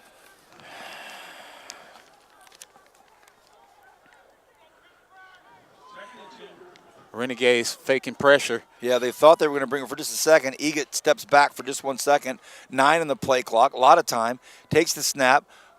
It's a run play, and nothing doing there. And Kenny Torrance brought down, tripped up by Big Simpkins. Jalen Simpkins, and he picked up maybe or nothing. Did they give him anything? They did not. So 3rd and 10. Here's a big play for this Renegade defense. We've seen Egat get loose before on a 3rd and much further. And now he has one back, Torrance on his left hip, but a strong right side in the line of scrimmage there for the Cougars. Egat drops back. He'll step up and run if he has to. He throws, and it is caught. Will it be a first down? And it is. Goodness gracious. Unbelievable. They needed 10. He got 12. It was a great route by Tim Wiggins. Ah, doggone it. Yeah, they're doing a great job in their 3rd and long package. Now they're going up-tempo with that trips open set. Look. That's a stat I'd like to look at, his seasonal stats or their team's seasonal stats for 3rd downs. And Torrance tries to get past Solario. He cannot. Solario wraps him up after a gain of about 2 yards. Defense has to do a better job getting off the field in 3rd and long. Goodness. It's the third and long that they've completed. 10:45 remaining to play in the second quarter, 2nd and 6. Egat. Ball's on the ground. Fumble! Balls! Oh, that's a helmet. Renegades and the with Renegades the football. pick up the fumble again. James Thomas, not only did they get the fumble recovery, but the helmet of the quarterback popped off and rolled literally 12 yards. It rolled from the 25-yard line to the 13-yard line. That was a big, big hit, and wow. Oh, my apologies. It was the Jaron Pierce, the wide receiver, who tried to go in and get the fumble recovery. Didn't happen. Renegades again have the football in a prime spot at the 24-yard line. This defense making big plays over and over again. As we expected, VP is what I talked about in pregame with the medicine man. All right, you've got Ortiz and Isaiah Martin in the backfield with Irby. Irby wants to throw, throws to the far pylon, throws to the corner, and will there be flags? Yeah. There are no flags. Incomplete. Listen to the Renegade crowd from here. Wow. He mauled the guy. So Cam Roberson was the intended receiver.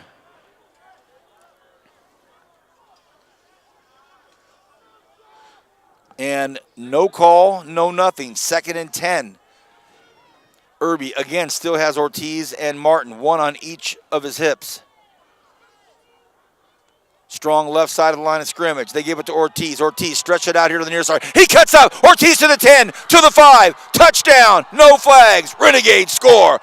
Boom. Great, great, great job out there by Isaiah Martin doing some downfield blocking, and he took that DB out of it, and that was a big, big score from the Renegades. They answer. I'm pointing at my man, the medicine man, because we talked about this. If our defense can get turnovers, there's no stopping us. And I guaranteed him that this team in Canyons will be underestimating us, and we're seeing it happen. Renegades up 16-14 with 10-17 to play in the 2nd quarter. DeJager for the PAT.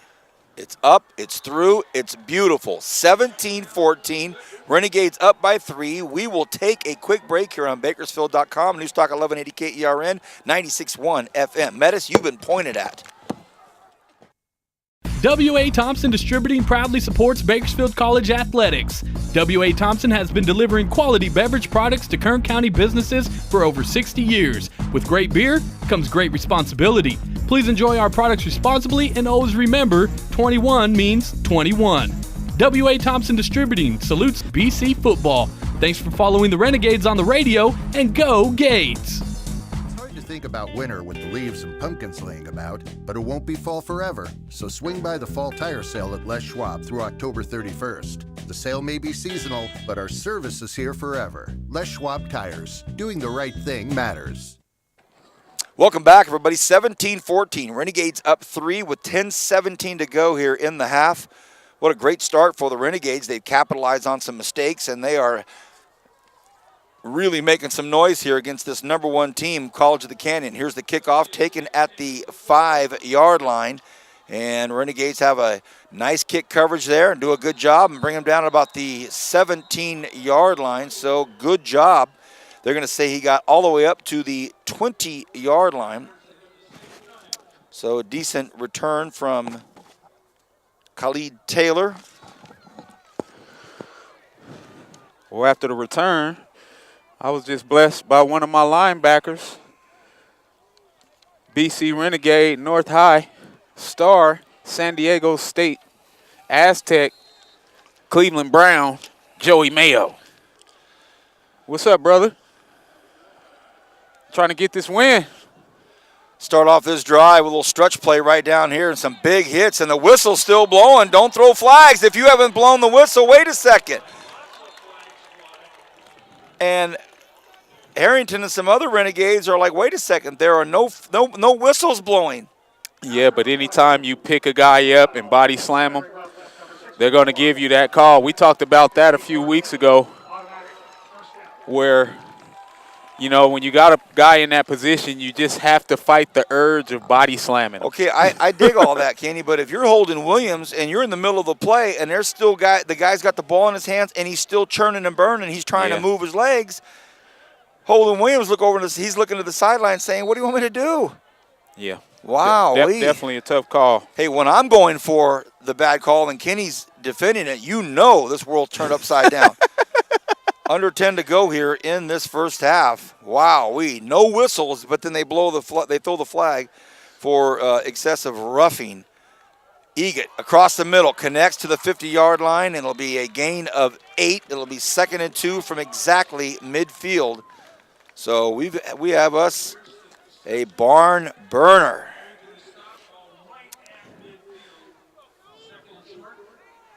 This would be a great challenge for the Renegade defense to just play good open field tackling defense. These guys are going to run a lot of quick stuff at the line and get you to try to bite and throw something over the top of you as well. So got to be disciplined as a defense right now. 2nd and 2, balls exactly midfield, 9 minutes, 6 seconds and counting left in this half. It's a run play right between the tackles, and it's a hard, sharp run by Caden Dunn. First down. They pick up 5 yards. Yeah, we are getting some late whistles. It seems like they're not blowing the whistle until well after the player is on the ground, which can cause injury. It's going to be 1st and 10 Canyons, and they're picking up the pace a bit. In my estimation, their drive is still alive because of that.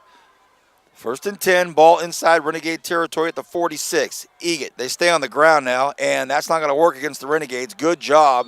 Excellent effort up front by the Renegade defense, and the first one to get to him, the first hit was made out there by Devin Zinn out of Independence High School. Boy, Devin sure come along, hasn't he? Definitely has. And the defensive line is just playing lights out. And that's why they're going up-tempo, trying to wear that defensive line down. 2nd and 8 for Canyon. I expect this to be in the air on 2nd and 8. We'll see. And a flag, and I think there's going to be some movement here and a false start. Wow-wee. And there was 19 left on the play clock. So for a lineman to move with 19 seconds on the play clock, interesting. You know how they'll stand up and all look to the side, but he must have made some type of move forward, and that's Nicholas Harmon. I'm thinking what happened is the quarterback said set. Once you say set and they're set and then they move, that's automatically going to be a false start. 2nd and 13. Wyatt Egat, the quarterback. They all look over to the side. Ball's back at the 50-yard line. Egat, hands off. Again, a run play and a nice strong run again out there by Caden Dunn. And Dunn from Mission Hills went to Bishop Alemany High School, and he'll come off the field. And, you know, you're talking about Caden Dunn, 5'9", 200 pounds. He is low to the ground, but he brings it. Here's a big 3rd down right here. 3rd and 3 from the Renegades' 39-yard line. 7:15 and counting left here in the half. The Renegades up by 3, 17-14. Whale of a football game here for Week 10. Huge third down. If we can get some pressure and play man coverage on third down, I believe we can get a stop. 3rd and 3, play clock at 2. Eget wants to throw. Eget in trouble, running backwards now. He's running further backwards. He wants to throw down the sidelines. He does, and it is caught for a huge first down and even more. The Renegade defensive backfield. We got a flag on the play, though. A flag right in the middle of the football field at the 35-yard line, which would have been basically right around where the first down marker is. And if you're a Renegade fan, and you're just hoping and praying it's not against you, everybody seems to be coming back. But, Kenny, how does that happen? How does Eget keep throwing these 45-yard darts on third down? An eligible receiver downfield. And I'm going to tell you. Why he keeps getting guys open. Because defensive backs are taking their eye off their receiver and putting their eyes in the backfield well after they should be having them locked on their receiver. And I believe his receiving core knows, hey, when Wyatt starts running around back there like Fran Tarkington, we're okay. Just find a spot and get open. Yes, I pulled out a Francis Osbury Tarkington reference. 3rd and 8. Eget drops back. Will it be a screenplay? Eget's in trouble. Will he go down? He does! Big sack! All the way back to the 40-yard line. Huge, huge sack. Listen to the Renegade crowd from across the field. And that's when we look over and yell, punt team. Defensive line playing lights out. I always try to give away that Tony's Pizza early. You already know who I'm looking at. And now what? Guess what? Guess who's back there returning this punt? Hey, did you tell homeboy down there, Roberson? Yes, I did. Okay. Yes, I did. Earlier, the PA announcer, very gracious, outgoing, friendly guy, said Robertson. I said, uh-oh, if there's one name we got to Oh, the ball gets bobbled, and it's a super high punt. Get away. Everybody just get out of the way. away. Get out of the way. Get out of the way. And it bounces. You'd have thought that ball would have bounced out of bounds 100 times out of 100, but somehow it stayed in. And I hear whistles. I see flags. And that's going to be on College of the Canyons. I think it's going to be a block in the back or a hit in the back or some type of malicious play, because what I do see from the Renegades, I see Arshawn Willis over there pointing that way against Canyon. So, man, oh, man, if we were to look at just the penalties called against Canyons. Oh, holding. Why would you hold on a punt that went straight in the air as a Renegade defender? I'm looking for Coach Alvarez and the rest of the defense to start chewing somebody out. Or maybe Arshawn Willis was trying to sell me and everybody else on the fact that it wasn't. Cooper. The medicine man calling out number 18. We got our own eye in the sky on this end since the other Coop is way down on that end. And if anybody's wondering, that's Chance Cooper on the hold. Well, Renegades up 3, 17-14, 5:39. They will start at their own 14-yard line. Jacob Irby has Elijah Ortiz, the lone back behind him, and a strong right side. Hartsfield back in the game at the tight end on the right side. Irby takes a snap. They give it to Ortiz right down here on the short side of the field. Ortiz able to get a couple of yards. And I'll tell you what I like seeing down there out of that offensive line. Yeah, I know what you're going to say. Joshua Yabeda continuing to block down the field, letting guys know, get away from my guys. We had to deal with a lot of people trying to strong-arm our quarterbacks and our offensive line, and Joshua Yabeda ain't having it. 2nd and 8, picked up 2 yards. 5 minutes, 10 seconds, and counting left here in the half. The ball's right down here below us on the near hash. Play action. I like it. Irby fires, and it is. Oh, there's got to be a personal interference. No way. Wow. Oh, my goodness. So across the middle of the football field, Labor Von Austin was cold-cocked. Oh, my goodness. And a dangerous pass, if you think about it. That thing was maybe not the most securely designed pass, but 3rd and 8. Like to pick up first down here. Keep this clock moving. Yes. But now, an undesirable 3rd and 8. And we got that trips open set. I like this matchup backside with Shane Jones, one-on-one. Draw play. to Ortiz. Can Ortiz get enough? He's going to have to cut up field. A First huge down. blow. Did he get the first down? They've Yes. got to give it to him. Oh, that's all Elijah Ortiz right there. He ducked down and took on 2 Cougars and said, it's me against you 2. I want the first down. And he took 2 of them down like a bowling ball. Wow. Boy, he's one of the toughest running backs under 210 pounds. I'm saying he's 210. I believe he's 190. Says 194. Yes. Toughest running back under 200 pounds I've ever seen. Man. Hands down. 1st and 10, they do pick it up. 4:25 to go here in the first half. Irby, control of the offense, running it well. Bootlegs right. Irby wants to go downtown again. Lobs this one up, way up, and hit it is again. Oh! No foul. Well, I have to give their DBs credit for how physical they're playing because it seems like they're tackling the receiver when the ball is there So every Irby time. bootlegs to the right, and he is not going to be satisfied with a little 6 or 7 yarder over to Hartsfield. He goes downtown again, all the way down the far right side of the football field. No pass interference. 2nd and 10. Man, he can hoist and spin that rock off of a back foot. Now it looks 2nd and 10 from the 27. This time to Isaiah Martin. Isaiah Martin wrapped up quickly. No gain there, and that's going to bring up 3rd and 10. And what's funny, I was watching the clock and it was frozen for a while and it just jumped 4 seconds. Uh-oh. A little funny style clockwork going on down there. That's not good to hear. That's not good to hear. 3rd and 11. Irby with the shotgun double set. Let's see if we go safe or actually try to extend this drive. Irby takes a snap, drops back, looks like a screen play. This one it is to Ortiz. Ortiz has some room. Ortiz will have the first down and more. Gets shoved out of bounds at the 42-yard line. A perfect call and perfectly executed. He did just what you said earlier. He sold the alternative play. The ball came from a higher spot at 6'5". Wow. One of my favorite quarterbacks that sold plays of all time, Brett Favre. Whether it was a run, pass, or screen, he had action after or before to throw you off. Great job by Irby.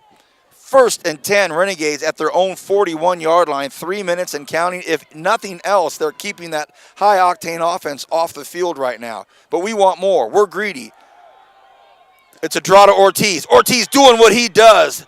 Strong, patient running, great vision. Another first down. 13-yard gain inside Canyons territory. That's one bad dude right there. You know what? I'm so glad that we got my man, Medicine Man, sitting right next to me because this is what we talked about. We talked about ball control offense, keeping their offense off the field, extending drives and big plays on defense. Get us a crystal ball. 2.5 to go here in the first half. Renegades need to take control right now. Take care of that football. Ortiz stretched out again, and he picks up another nice first carry on that stretch. Man, oh man, that looks good right there. That's a 6-yard gain, and this offensive line doing their job. Hey, let's give a little credit to Blake Brown out there and his brother Blaine Brown, the 2 Garces Memorial Rams. These are some big dudes running right down this side of the line here. 2nd and 5, and Canyons, they've been on the field a long time. Their defense not used to being on the field that long, and they've been on for a while. Isaiah Martin and Elijah Ortiz, the 2 backs, one on each side of Irby. Irby has a quick chat with his offensive line, then backs up to take the snap, takes it at the 49-yard line. He's a keeper, and he's got it himself, and he slides down to the 38-yard line. Is that a first down? Ooh, what? Do you see the spot on the top? The man's standing at the 40, and he slid at the 37. Terrible spot for the 3rd time by that line judge over there. My and they gosh. actually mark it behind the Listen 40. to the crowd boo. Irby slid at the 38. You know, it's just one of those situations where you don't want to leave plays like that in the hands of the official. Well, it turns into a 3rd and 2. It should have been 1st and 10. Irby, play action. He's going to get this one himself for sure. Look at Irby, and he slides this time to the 25-yard line. Huge first down, Renegades. What a great call. That's an awesome call right there. Amazing call. Coach Dean with his bag of tricks. No huddle offense. And the clock is moving, marching under that 1 minute. How beautiful will it be for us to get a touchdown out of this drive and go into the halftime up. Coach Mayo's 10 pumped. points. He's pumped. He's always pumped. He's fired up. He needs to work out more, though. Look at this. Some trickeration. We got got a it. man wide open. Oh, with 2 men wide open. Touchdown. Yeah! Reverse pitch pass touchdown. Reverse pitch pass touchdown. Hartsfield and Shane Jones were wide open. Take your pick. They both burned everybody. Boom! I'm going to do the boom for you. You got it, babe. The reverse pitch pass back to the quarterback. There were 2 receivers wide open. Wide Open. And Elijah Ortiz was the lucky recipient down the far side, and Hartsfield was wide open in the middle of the football field. Oh, goodness. Touchdown, Renegades. Here comes the PAT. It's through, it's Yeah. up, and how about this? The Renegades up now by 10, and the travel squad, i.e. our Renegade faithful, are making some big, big noise over there. It was a beautiful reverse pitch pass back to the quarterback, and he had Hartsfield wide open. Wow. Elijah Ortiz wide open. I thought he was going to throw in the thought he was middle of the going to football Hartsfield. field, right? But instead he goes to the corner, and I'm like, what's he doing? Great pass! He wanted to hook Shane Jones up for being out No, last it was week. Elijah. Oh, it was Elijah? It was Wow. Elijah Ortiz.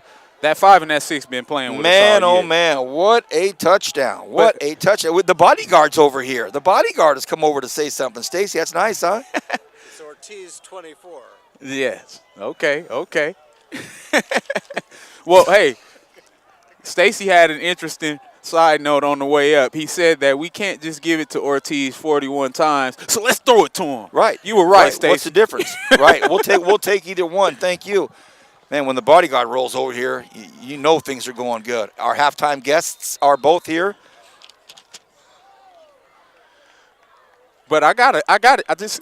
I'm so glad that my man Medicine Man is up here on the deck because we talked about everything we needed to do. And I don't even mind that ball going out of bounds because they have weapons back there in the kicking game. Kickoff goes out of bounds, and that'll move the ball up. And now, Kenny, you can just – all right, let's just hold off the mic for just a second. Hey, to our audience, listen to what you're hearing right now. Not the PA announcer. Listen to this crowd across the way. That's that Renegade crowd. They are up. They are pumped up. The buses are here, and they are loving the fact that their Renegades are up 24-14. The reverse pitch back to the quarterback, and are you kidding me? Irby put it right on the money in the corner for the Elijah Ortiz touchdown. And now here comes the big part of closing this half off with defense. Eget throws across the middle, and it is caught, and it's a long first down again. Another big connection with DeShazor, and he was tackled out there by Fanu Maui, and with 44 seconds and counting, a timeout is called. That gives me an opportunity to at least give you the list of our halftime guests. I'll have the first one. Kenny will have the second one. Our first guest is our athletic director, Sandy Taylor. And the Red Carpet Halftime Show brought to you by Carpet Outlet Plus. I'll be talking with Sandy about many, many things. I've got a lot of topics to go over. Our sports information director, Brandon, gave me a long list of discussion points, and I look forward to talking to all of them. And then who will your guests be in the second segment? My guest will be one of my favorite linebackers and people, Joey. I'll knock your head off, Mayo. He's one of my most intense teammates. Definitely one of my favorite people. We don't get to spend time together, but we coach together as Renegade coaches after playing together. And it's just a beautiful experience to be able to share that with him tonight. Man, he looks like it still pushed 350, 380 about 100 times. Here we go. 1st and 10 at the Renegade 49-yard line. Wyatt Eget trying to get close enough for at least a field goal. He wants more, though. He drops straight back. He's looking for room. Eget wants to throw, lets it fly. Should be picked off. Oh, man, that flew out of bounds, incomplete. And Eget now probably told by his coaching staff, whatever you do not turn that ball over, man. You took the words right out of my mouth, VP, because that's the dangerous thing about trying to stress the fact to get points with 30 seconds left. You're putting the ball in play. You haven't been able to protect the quarterback at all. Can I point at John too or no? Yes, point at John. Can I point at John too? I want to point at John. Have they been down at half yet this year? No, see. No, you know they what? haven't. Okay, no, they haven't. I'll answer it for both of you. 2nd and 10, ball at the 48. Egan drops back, wants to throw, does fire. Will it be a first down? No, it will not. He gets out of bounds. Careful, guys, careful. So he forces him out at the 40-yard line. Nice job out there. 11 on 11. That's our Sean Stevens pushing out there. Jaron Pierce short of the first down, so it'll bring up a 3rd and 3. 3rd and 3 at the Renegade 41-yard line. Half a minute left, exactly 30 seconds. And now you've got Egan looking over here. They've got to pick up the first down. I'm sure it's, of course, 2-down territory anyway. If you're Abdul Richards, you want to play deep is the deepest right now. Egan fires one deep across the corner over here. Incomplete. No flags anywhere. That'll bring up a 4th down. So with a 4th and 3, there's 24 seconds on the clock. I'm certain they're going to go for the 3. They want to keep this drive alive. And that's a dangerous decision to go for it. If you're Canyons, it's a 4th and a long 3. However, there's still 20 seconds left, and if you give us the ball on the 40, we're going to take action at that. Listen to that Renegade crowd, the road crowd, making some big noise. 4th and 3. 24 left in the first half. Egan drops back, has a man to the left side, wants to throw across the middle. It's dropped. It's dropped. Yeah. And boy, oh boy, you're talking about Jaron Pierce heard some big footsteps coming at him, and those arms got awfully short. He drops the pass at the 32-yard line, incomplete. Geico lizard arms by the receiver as he was scared to get blasted. However, just like I talked about, 18 seconds left. And I believe with this field position, No. Kenny. I want it all. Kenny. Hey, Coach Mayo, you got to calm him down. He wants to go for a long bomb right here to try to fit. We're going down on one knee, KC. We're going down on one knee. Thank you. There we go. Hey, how about this, Kern County? 24-14, 10-point lead for the Renegades. The faithful that made the travel are up. They are letting everybody hear it. And the College of the Canyons crowd, they are in uncharted territory, very quiet, very solemn. What a first half. When we come back, 2 special guests, all started off with Sandy Taylor, and then Kenny, of course, is going to be with Coach Mayo. Back after this for the Red Carpet Halftime Show brought to you by Carpet Outlet Plus. Boom. It's November, and the early bird gets the savings. Freeway Chevrolet has the early bird savings you're searching for without the holiday hassle. We're serving up savings on the 2018 Chevy Cruze, priced under $16,000. Who can pass up the 2018 Chevy Malibu for only $19,749? Gobble up over $12,000 in savings on a 2018 Silverado. Whichever one you choose them at Freeway Chevrolet. Selection, savings, and service. Freeway Chevrolet, your hometown dealership. Growth starts small, from a seed or an idea or a plan for your future. And with the right tools, the right guidance, things start to happen. At Rabobank, we know about growth because we provide banking for communities grounded in agriculture, helping people like you and communities like ours thrive with the right banking solutions. It's why at Rabobank we roll up our sleeves to go to work for you. We're Rabobank. Let's talk. It's hard to think about winter with the leaves and pumpkins laying about, but it won't be fall forever. So swing by the fall tire sale at Les Schwab through October 31st. The sale may be seasonal, but our service is here forever. Les Schwab Tires. Doing the right thing matters. W.A. Thompson Distributing proudly supports Bakersfield College athletics. W.A. Thompson has been delivering quality beverage products to Kern County businesses for over 60 years. With great beer comes great responsibility. Please enjoy our products responsibly and always remember, 21 means 21. W.A. Thompson Distributing salutes BC football. Thanks for following the Renegades on the radio, and go Gades! Running your business is hard work, but with the right tools and guidance, we can make it easier. At Rabobank, we deliver smart banking and lending solutions for local businesses, and we're always ready to roll up our sleeves and work for you. We're Rabobank. Let's talk. Every day, the headlines ring out about another data breach or some new cyber threat.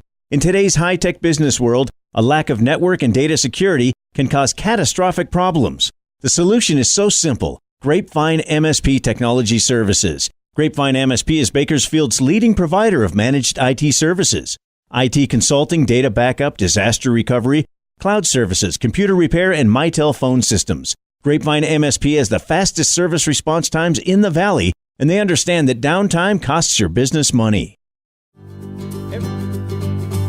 From the growers and winemakers to the tasting room staff, sales teams, and business owners, wine is an iconic image of California. At Rabobank, we know that viticulture and enology are an important part of the Golden State's business climate. They're industries in which growing businesses require a financial partner who understands the unique challenges they face every day. As one of the world's largest lenders to the wine industry, Rabobank provides local expertise, access to a global financial network, exclusive research, and educational resources. We're committed to nurturing and investing in California's wine network. We are Rabobank, driven to do more for the people and communities we serve. Welcome back, everybody. How about this? 24-14, Bakersfield College up over the number 1 team in the state, College of the Canyons. This is our red carpet halftime show brought to you by our good friends at Carpet Outlet Plus.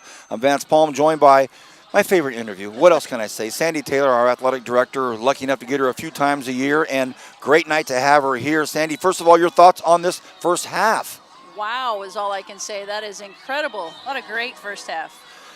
That crowd over there that came down on the bus is making some big noise. And, you got College of the Canyons. They got the national championship cheerleading team down there from the local area. A big crowd here. They're in uncharted waters, being down for the first time this time at half.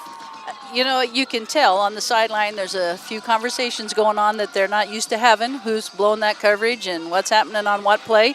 So, this is something different for them. They're going to see how they respond, and hopefully our guys can keep it rolling. It's going to be a great second half. Glad that you're here with us to watch this. Okay, Sandy, whenever I get you here, I've got things locked and loaded, and Brandon Urie, your sports information director, also made sure I had some things to talk about.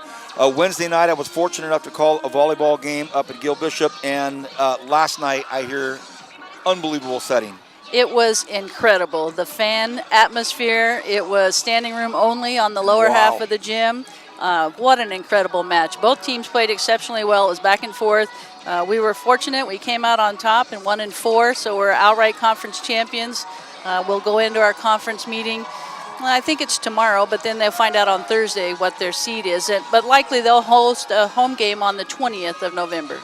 Carl Ferreira doing amazing things in that gym with those volleyball players, but also in that gymnasium and inside sport is wrestling. Let's talk BC Wrestling. Wrestling hosted the conference tournament today. We lost the conference championship by a half a point. A half a point. And it would have been, they were back-to-back champions, so they were definitely disappointed, but they battled hard. It was a great day. There was lots of individual success, but they just missed by a half a point. Okay, I've got some more notes from Brandon. Cross country and women's golf. Let's talk that. So Gabby Lugo for cross country had a personal best, and she qualified for the state. She finished 7th in the South, which is incredible. Wow. We had a women's golfer, Allie, qualified for the state golf tournament this week, and actually it starts tomorrow over in Morro Bay, where I'll be heading over there tonight. But I think that's the first golfer that we've had qualify for the state since 2001. Speaking with Sandy Taylor, athletic director for Bakersfield College. Hey, can you believe it?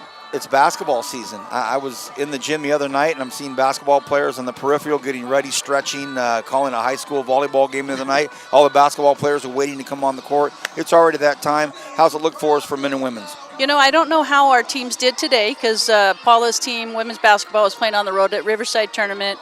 Men's team is playing up at Saracosa tonight. Okay. But they actually played a game last night after our volleyball match against College of Sequoia. So we ended up losing 79-73. But, boy, our guys play hard and intense. And, Coach Hughes does a good job. And those guys were really battling it last night. So it's pretty crazy for us right now. Sandy, I've been asked all week coming up to tonight's game. We talked a little bit with John and Brandon, also weighed on a little bit. I wanted to wait until I had you up here to talk about postseason football. I know you get asked all the time, what are the possibilities, win or lose or draw? What's your gut telling you? Well, we're bowl eligible regardless of tonight. So obviously a win tonight gives us a much better opportunity. And I'm not sure if we have the tiebreaker, because if Ventura wins, we could be in a 3-way tie after we win tonight. So we'll have to find out tomorrow. They'll give us the invite tomorrow.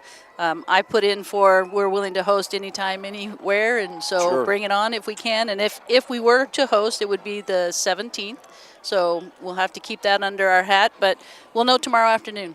And through the normal media outlets, we'll all find out. Everybody kind of find out some things. I'll text you first. Hey, if you text me first, about 6 more people will know, and that's about it. My social platform, not that big. If you want the world to know, tell Kenny Calvin what our plans are, and everybody will know about that. I want to talk about this gentleman sitting behind you, John Metis.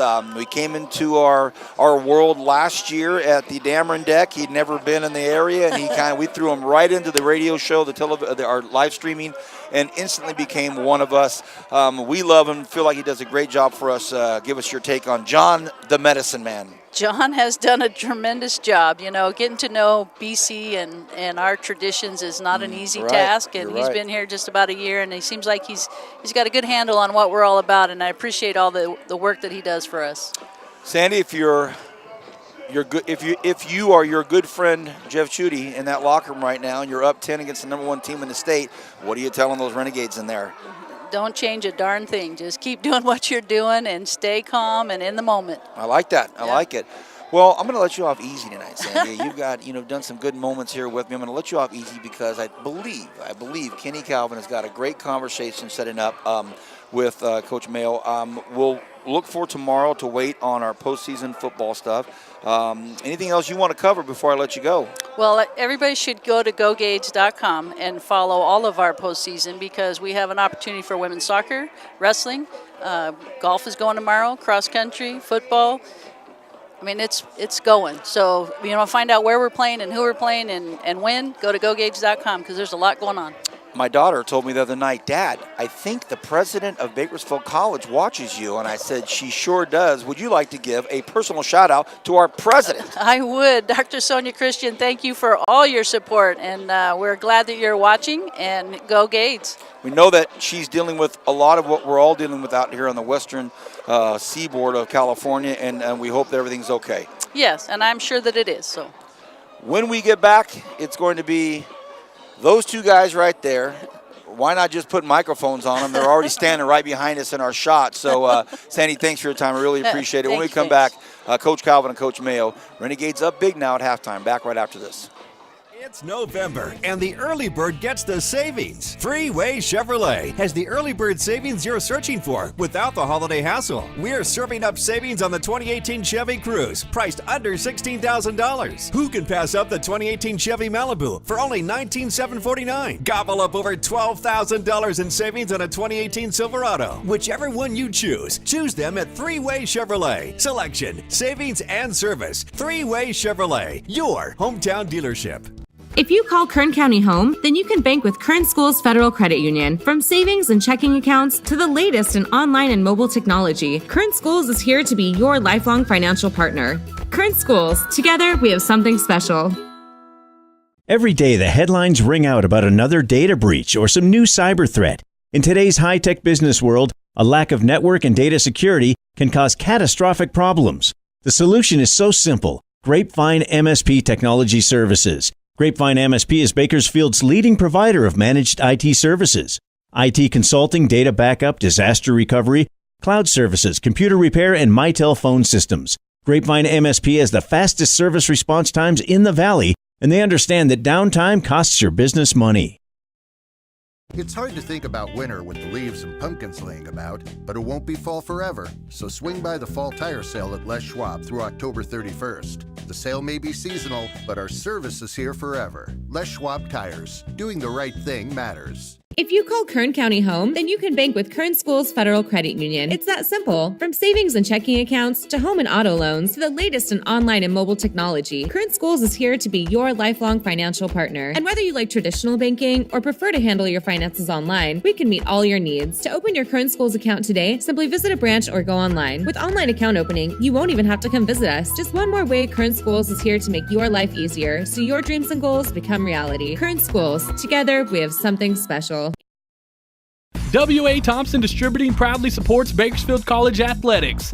W.A. Thompson has been delivering quality beverage products to Kern County businesses for over 60 years. With great beer comes great responsibility. Please enjoy our products responsibly and always remember, 21 means 21. W.A. Thompson Distributing salutes BC football. Thanks for following the Renegades on the radio, and go Gades! Welcome back to the Carpet Outlet Plus Red Carpet Halftime Show, and it's Kenny Calvin, and I got one of my favorite teammates, Joey Mayo. Joey, we played together as Renegade players. We coached together. We came in as coaches for my first collegiate experience at home. You know, how's the transition been for you doing the things you do in Kern High School District? Now you're teaching at Wasco High School. Yes, we're actually. How's that experience been? It's been great. Been blessed. You know, Wasco Union High School. We're actually our own district. If I don't get out of it. Definitely. Wasco Union High School. Shafter's Kern High, though. There you okay. go. No, it's been great. Hey, able to coach up here with you. Spent some years out there coaching. They had a big win last night. They upset number 1 Porterville. Last night. Had a really dominating performance. I think it was 21-7. I hope we get some Gades upsetting the number 1 team tonight. That'd be nice. Number 1 in the state, 2 upsets in 1 weekend. I can live with that. Absolutely. Yeah. You know, we don't get to spend a lot of time together. We usually play phone tag. Sure. You send me some motivational stuff, keep me encouraged spiritually. Ditto. You know, you definitely help me, you know, maintain my sanity with a bunch of the balls that I juggle. You got a lot of hats. You wear a lot of hats. But more than anything, having this opportunity to share this with you is a beautiful experience, because this is like my 3rd tier of my BC Renegade career. There you go. And more than anything, having this opportunity, it gives me the opportunity to flash back on the relationships that put me in this position. So, Absolutely. You know, having you come up and take this trip, man, it means the world to me, bro. Hey, Ken, you know I love you like a brother. You know that. Definitely, It's been man. a real pleasure. Appreciate it. You know, so let's talk Wasco football. You know, you had the opportunity to watch them over the past couple of weeks. How have they been doing? They've been doing well. I tell you, I don't know how they received the seed that they did. I think their 3 games they lost. Don't quote me on this. I think it was a total of 11 points. And no disrespect to Shafter, they came out with that victory. But you watch the first half. You know, we controlled the line of scrimmage out there. Had a penalty on a touchdown before half. You know, that could have worked out different. Again, Coach Perucci, congratulations, league champs, undefeated. But upsetting number 1 seed Porterville last night, I think, is a good indicator. Oso Marvelez, he's a kid, I think, I told you, he could play at the next level, I believe. Well, they got some big boys up there. Vega, they're doing well. They got a little guy, had a couple picks last night I'm big on. Elias Salinas, he's a running back, boy. He plays above his weight, I'll tell you that. That's beautiful. I'll tell you that. If he don't get player of the week this week, I may have to call some news stations. You know me, I don't politic. Yeah, there you go. Well, hey, you don't Come on, E. You don't want Joey on you, man. He usually send me after people. There we go. When we got to send him, it's curtains. but anyway, you know, we talked about the opportunity for us to be players, Kern County players, and transition into the collegiate realm. Now we work as professionals in the community, doing things to help people become better versions of themselves. You know, let's talk about how it feels to see this Renegade team perform at a high level versus a team that was supposed to be eons beyond them as the number 1 seed. Absolutely. Yeah, I think, you know, you and I are cut from the same cloth there. We were, you know, called to serve, felt we were going to serve with our experience, educators, family, coaches, etc. Really paved the way, made a difference in our life. I talked a little bit.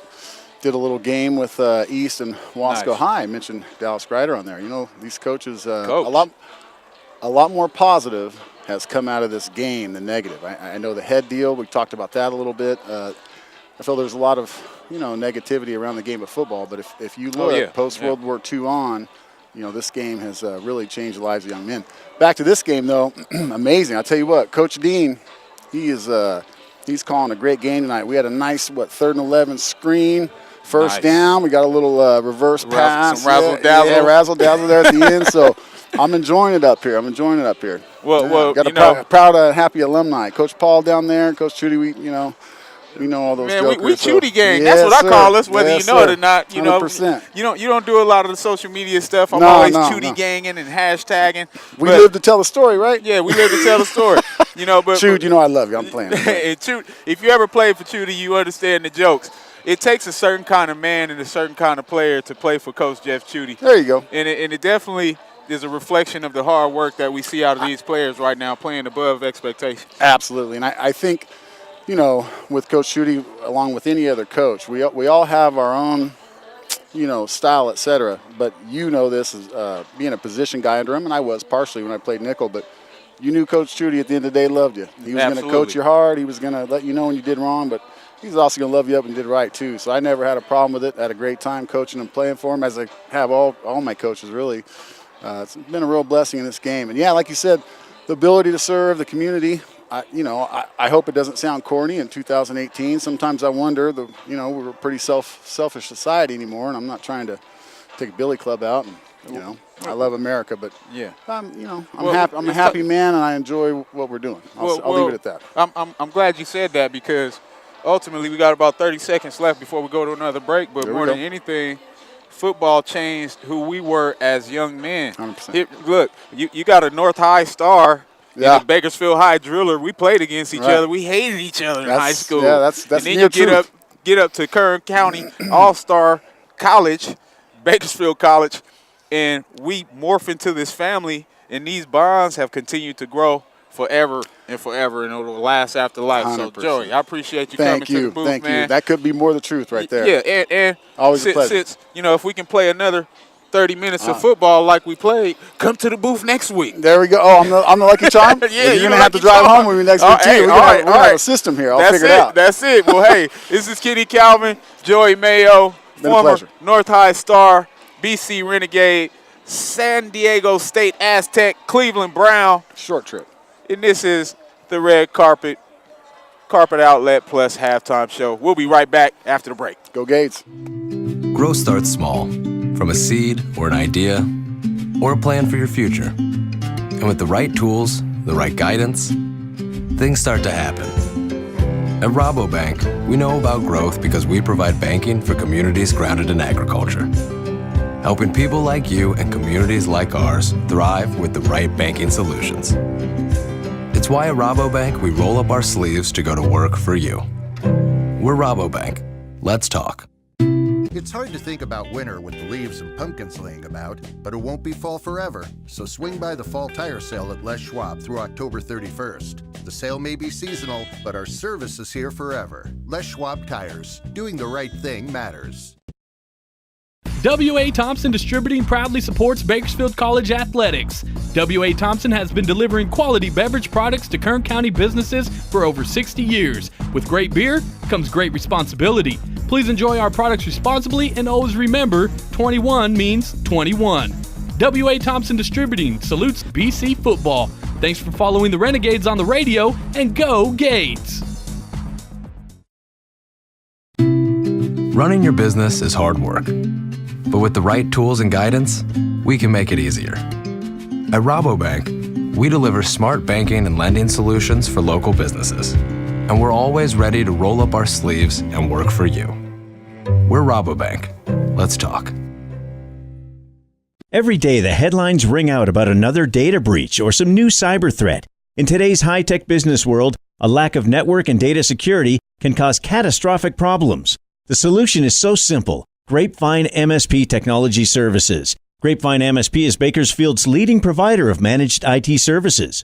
IT consulting, data backup, disaster recovery, cloud services, computer repair, and Mitel phone systems. Grapevine MSP has the fastest service response times in the Valley, and they understand that downtime costs your business money. What a great red carpet halftime show. Thank you to our friends at Carpet Outlet Plus. Always a pleasure to talk to Sandy Taylor. After this game this evening, she's got to head over to Morro Bay as we have a golfer in the state finals. That's fantastic. Thank you, Sandy. And to Coach Mayo, thank you for being here. And Kenny and Coach Mayo chopping it up a little bit. That cat looks like he could still play inside linebacker, man. That dude is yoked. Hey, man, my boy live in the gym, man. He got his meal prep system going down. He's one of the most focused health minds that I've had in my football life, from a perspective of making sure that you take care of your body and stay in the gym. You know, he's definitely going to continue to challenge us as we continue to get older. You know, the wintertime comes, my knees start bothering me, my shoulders bother me, I can't sleep on one side. He's like, Ken, you got to get back in the gym. I'm like, all right, Joe. Is that my problem? So, hey, VP, we got the second half coming. We did everything we needed to do in the first half. How do we capitalize on that on the second half? I asked Sandy Taylor. I always ask, if you're Coach Judy in there, what do you say? Don't change a thing, she said. Don't change a thing. Now listen to this crowd. It is on right now. All of a sudden, this COC crowd is starting to realize what's at stake here, 30 minutes away from the finality of this big football game right now. Ooh, boy. Boy, if we can get a 3-and-out or a 1-and-out with a turnover, we can put these boys to sleep. They haven't been in a fight like this. And Arvin kicks it out again, out of bounds. So, well, maybe Arvin knows something that we don't, because one of the things that John and I were talking about pregame is that we haven't had a kickoff returned against us all season. So I don't want that to start at the end of the game. If you got to kick it out of bounds, you know something that I don't, keep doing it. Let me ask you a quick question before this first play. What is it that you and him have not talked about? Have you gone over Socrates, Plato? Have you done? It seems like you and Metis. We talked Aristotle today. Socrates and Plato next week. Ken Calvin Steenberger. All right, here we go. Wyatt Egat. Oh my goodness. First play, a pass play, throws one, fires one across his body, and it's caught out there by Leroy DeChazor, and it is not a first down. But you see Egan, he takes off out of the backfield, runs over. Excuse me, sir. Yes, are you trying to take my stuff? Look, Kenny, I put little dots on my deal. Oh, man. Ken Calvin looking for his rosters. Definitely am. I'll find you another one, big man. 2nd and 2. Egat. This time over here to the near side. It'll be a first down, maybe even more, and it is That's gonna Speedy. Oh, why? How? More. Just grabbed his jersey. That was a little horse collar on the backside. But definitely what we expected out of Canyons coming out of the locker room.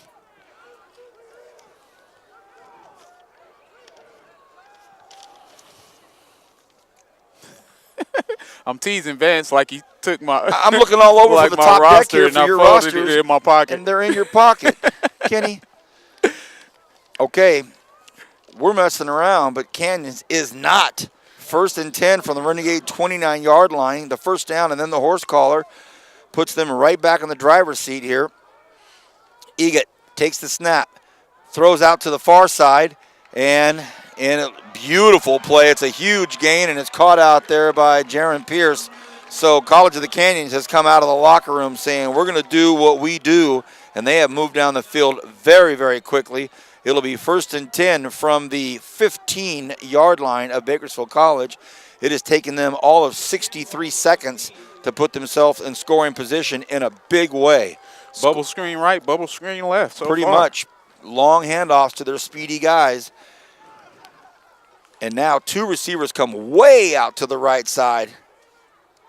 Egat, it's a run play, and it's to Dunn, and there it is. That's a touchdown. That took no time at all. Caden Dunn, I think that was 4 plays. Was it 4 plays or 3 plays? 4 plays, touchdown, bam. Yeah, and I couldn't get it out fast enough. We talked about the wide splits of the receivers. Usually when you got those wide splits way to the opposite of the bulk of the offense, that means it's going to be an inside run. Got to do a better job recognizing that as a defense. That did not take long at all. 1 minute and 26 seconds and 4 plays, and here's the PAT. It's up, and it is good. So that didn't take long, 24-21, and it just showed everybody in the stands on both sides and up here just how potent this offense is. 4 plays, 70 yards, bam. Yeah, and it's one of the things we talked about earlier. With their offense, they don't do a lot of downfield passing. They run quick bubble screens, 1 to 3 yard routes, and count on the blocking of their receiving core. And great job by the receiving core getting out there into the secondary deep. Okay, 24-21. And now is where you definitely want to continue to watch this kicking game of Canyons because they keep a crafty onside kick or a sky kick. You want to be aware of that, especially with the momentum that they have. Roberson, Shane Jones, Garces Ram, BHS Driller, respectively, stand back at the 5-yard line. And both Kenny's cousins. A noticeable chill in the air, cuz. Starting to get a little breezy up here. It's a long kick. It's a deep one. And Roberson fumbles it now. And, ooh, gosh. Scary, scary, scary. Fumbled it right at the goal line. But he did call for the fair catch, and with that rule, that ball will come up to the 25-yard line, 1st and 10 for the Renegades. So how will they respond being scored on so quickly with this offense that's pulled out all the stops in the first 30 minutes, but maybe not all? The one thing I want to talk about real quick about that fair catch rule, since he dropped it, if he was out of the end zone, he would have had to pick that up and run. Which I'm all for. Okay, here we go. Renegades on offense.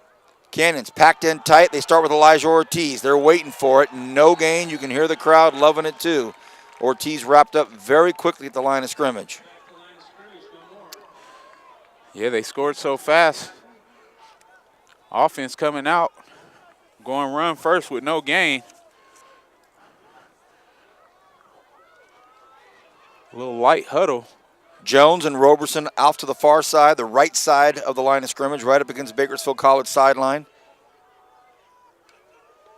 Irby, play action, steps out of the pocket, then back up, wants to go for some yards. Oh, yes. What a nice move. Jacob Irby looking for some blocking and gets Elijah Ortiz down there, and a big hit at the 50-yard line. Huge gain for Jacob Irby. Goodness. Man, night and day from the first time he got off the plane till now. And that's the example of what happens when a quarterback knows the offense. Great job extending the play and using his feet. Moves the ball up to the 49-yard line, so a gain of 24. And Irby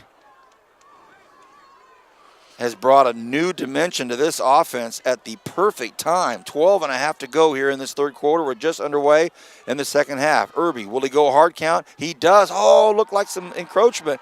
Irby wants to throw the long ball, throws it up, hoists it up, and there's a battle for it. No flags anywhere. And the ball's in the end zone, incomplete. Just a battle downfield. Irby quickly looks over to the sideline, wants to talk to the coaching staff, gets the play call in. He's taking a quick look already in discussions. The ball's back at the 49-yard line. He threw that 60 yards in the air. Yeah, and I like the fact that he's taking shots. It keeps the defensive secondary honest. And Kenny Shane is so athletic, so strong, so aggressive that really, when that ball's up there, I have just as much confidence of him pulling it down than anybody else. Second and 10. Irby, quick roll to his right, steps into the pocket, fires, and that is incomplete. Dangerous. Incomplete. And that was about a 25-yard attempt down to the 35-yard line. And that did not happen. That's going to bring up 3rd and 10. That was intended out there for, is that? Okay, James Holland. It was intended for Holland. Now on a 3rd and 10, the Renegades, I'm sure Canyons is going to eyeball Irby a little closer this time. They show they're bringing 3. They mix it up just a hair. Irby fires one, and that is incomplete. Overthrows his intended receiver out there, which was Cam Roberson. Incomplete. Took a big hit at the end, but he's fine, gets up. But Canyons defense holds.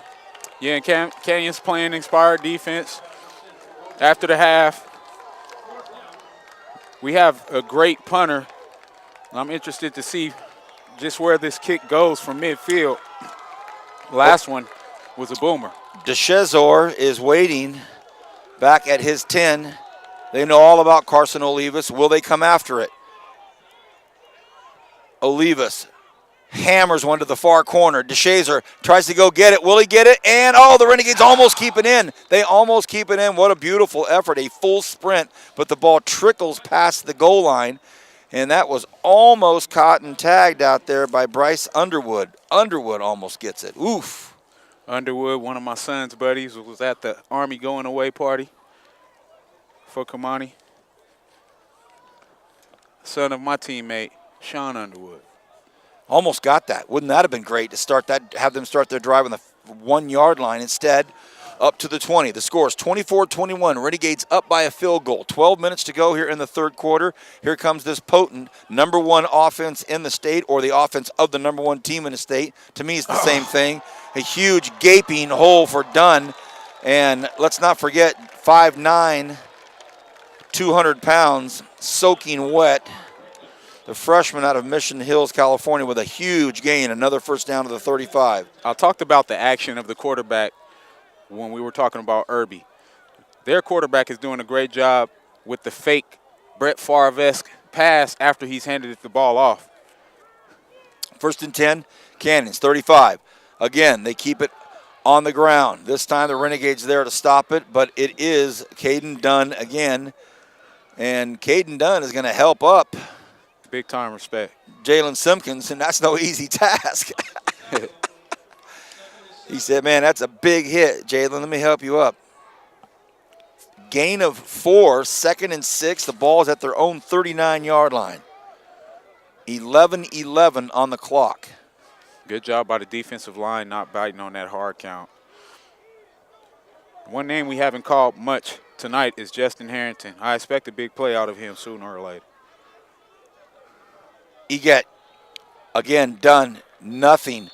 Maybe a gain of a half a yard, and that'll bring up 3rd and 5 maybe. They're going to move it 1 yard, but 3rd and 5 to Wyatt Eget is nothing. We've seen him convert 45-yarders tonight, 30-yarders. One got called back. That was another 37-yarder. So 3rd and 5 is not a big challenge for him. He does have Caden Dunn in the backfield with him. He can pick up 5.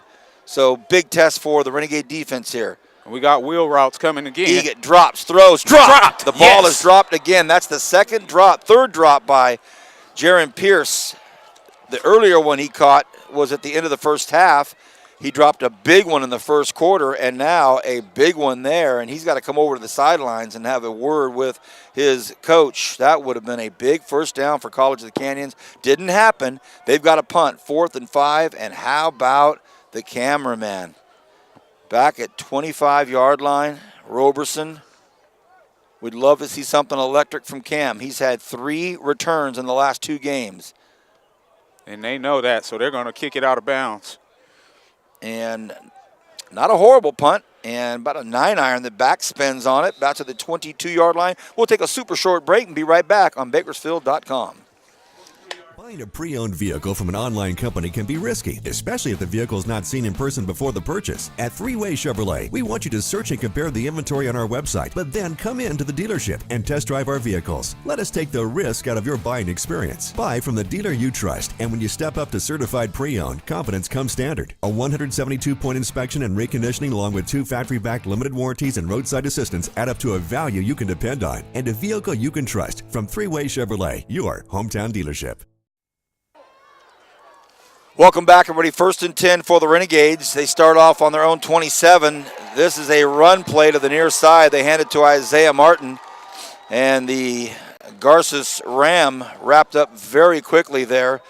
Tough team to run side to side on, unless you're Elijah Ortiz that sets him up super hard, then cuts up against the grain on it. Right there, just a standard sweep didn't work. 2nd and 12, loss of 2. Yeah, I would say that's not a strength of Isaiah Martin running east and west. Let's get him north-south. Irby in the shotgun, has 2 receivers to his right side. Option pitch, and they do to Ortiz. Ortiz stops on a dime, cuts back up, and picks up another big first down. Elijah Ortiz lowers the boom on Tariq Spites, and Tariq saying, man, I've seen that guy hit some of my teammates tonight, and that's the first one I've really experienced. I don't like that. Big hit from Ortiz. And just like we talked about, takes the pitch from Irby, stops on a dime. One defender goes by him, then he makes the other guy pay just for being in the same area. Whoa. Elijah Ortiz. Right on I call. told you he was great. You said it. Irby to Shane Jones. Ooh, and that was... Jones got hung up a little early. He did get bumped a little bit by Rowland. Rowland got him for a second, and that threw Shane off of his flow, if you will. So now that brings up a 2nd and 10. What I've noticed about Irby, though, he is not throwing those footballs in any, here's a word for you, in any interceptable areas. How's that? Absolutely. Absolutely. Put it where your guy can get it or no one at all. He's putting it in non-interceptable areas. Yeah. That sounds like a word from The Office of Michael Scott. 2nd 10. In motion out to the far side is Martin. Irby. He's tall. He's got vision. He wants to run, I think. No, he floats one over there, and oh, doggone it. It was going to be intended for Ortiz, or was that Shane Jones? It would have been a first down if Shane could have caught it. If it had been a better pass, he could have fallen forward for a first down. Instead, it's going to be 3rd and 10. However, I do not like when quarterbacks roll left and throw back against the field. I feel like Irby could have went ahead and tucked that ball and got about 4 or 5 yards to make it a more makeable 3rd down conversion. 3rd and 10. Receivers on both sides, 2 of them on each side. Isaiah Martin back there with him. Irby, looks like it might be a screenplay. Look out. Shane Jones never had a chance, dropped it anyway. And College of the Canyons all over that setup screenplay. And the Renegades will punt again. They lead 24-21, 8:42, but 2 stalled drives now here in this 3rd quarter. It looks like Coach Dean and the offense wanted to make a concerted effort to get Shane Jones involved in the offense. However, Canyons defense was well aware of Shane Jones as well. Now we got Carson Olivas back to punt. Another huge boomer, a big one. It'll be fair caught at the 20-yard line. So Carson Olivas doing what Carson does, flipping that football field. It'll be 1st and 10 at the 20-yard line for College of the Canyons. We want to thank our good friends at Hodell's. I cannot wait for tomorrow. The rice pilaf, the shredded beef, the deep fried chicken. What else can I say up here for Coach Mayo to look over and go, you see, Vance, that's your problem right there. How about the breaded pudding? But hey, Hodell's, thank you. A name synonymous with Bakersfield College football. Long time participants, players, supporters. Thank you, Hodell's. Right on 99 and Olive Drive. Looking forward to it tomorrow. 1st and 10 for Canyons. A long pass down the far side, and that will be a flag thrown by wow, the official no way. that wasn't even on the play. There was one official that was 2 feet away, no flag, but the back referee threw it from about 40 yards away. Ay. Oh, my goodness. You know, Sean Stevens has to play the ball at that point. Probably would have picked it off. He definitely would have picked it off because the ball was short. You know, but anytime you don't play the ball, you leave it in the hands of the official to call pass interference. What's frustrating for anybody and everybody is that the official that was right on it, running with them stride for stride, didn't throw the flag, but it was thrown by his colleague, the back judge, and be that as it may, 1st and 10, College of the Canyons. The ball's back up to the 35-yard line. 1st and 10, and here comes Wayne Egan again. Quarterback out of right here in Santa Clarita.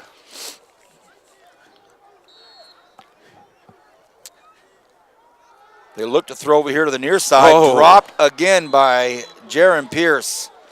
Yeah, and that's probably about his 3rd or 4th drop Kenny, it's tonight. his 5th. It's his 5th. And I like it. Ooh, and I like it. Kenny's first El DeBarge reference this evening. When they go trips, you want to watch this bubble screen to the strong side. 2nd and 10, and James Thomas is looking for movement from the right tackle. Looked like the offensive line moved there. Egan takes the snap, gives it to Dunn. Dunn cuts through that huge hole again, picks up a big first down. They're trying to strip him, but they cannot. 1st and 10 inside Renegade territory, and Caden Dunn, big plays for a little guy. Yeah, and he's a small pack of dynamite. Man, oh man, that's a huge first down. Yeah, they're doing a great job widening those lanes, and these wide splits by the receivers, giving them that opportunity. 1st and 10 from the Renegade 46. 8 minutes to go in the third quarter. The Renegades lead 24-21, but here come the Cougars. They give it to Dunn again. Sweep out to the far side. Now he's gone. To the 20. Cuts back up against the grain. Oh, my goodness. And he's going to go in for a touchdown. Touchdown Canyons. And it is Caden Dunn right now. Yeah, you had to know that they were going to come back and do the best job they could, spreading the offense out. And they were balanced in that drive. And this Cougar crowd back into it. 27-24 with 7:44 to go in the third. A lot of football left, but the Renegades are going to have to come up with an answer for Caden Dunn. Yeah, I just didn't like the way that our secondary is coming up to tackle. The PAT is up and it's through. We'll take a super short break. Renegades trail by 4, but a mountain of football left. W.A. Thompson Distributing proudly supports Bakersfield College athletics. W.A. Thompson has been delivering quality beverage products to Kern County businesses for over 60 years. With great beer comes great responsibility. Please enjoy our products responsibly and always remember 21 means 21. W.A. Thompson Distributing salutes BC football. Thanks for following the Renegades on the radio, and go Gates! Okay, College of the Canyons does not take a long time to score. We know that, and they've done it again. 28-24, they're up 4 now. And Bakersfield College needs to stay engaged, stay in the trenches, stay focused, keep believing and hoping that they've got it. Because we've scored 24 on the #1 team in the state and had 2 third quarter drives stall so far, but let's see if we can get something happening here on the kickoff return. We've got Shane Jones and Cam Roberson deep for the Renegades. Here's the kick, big leg,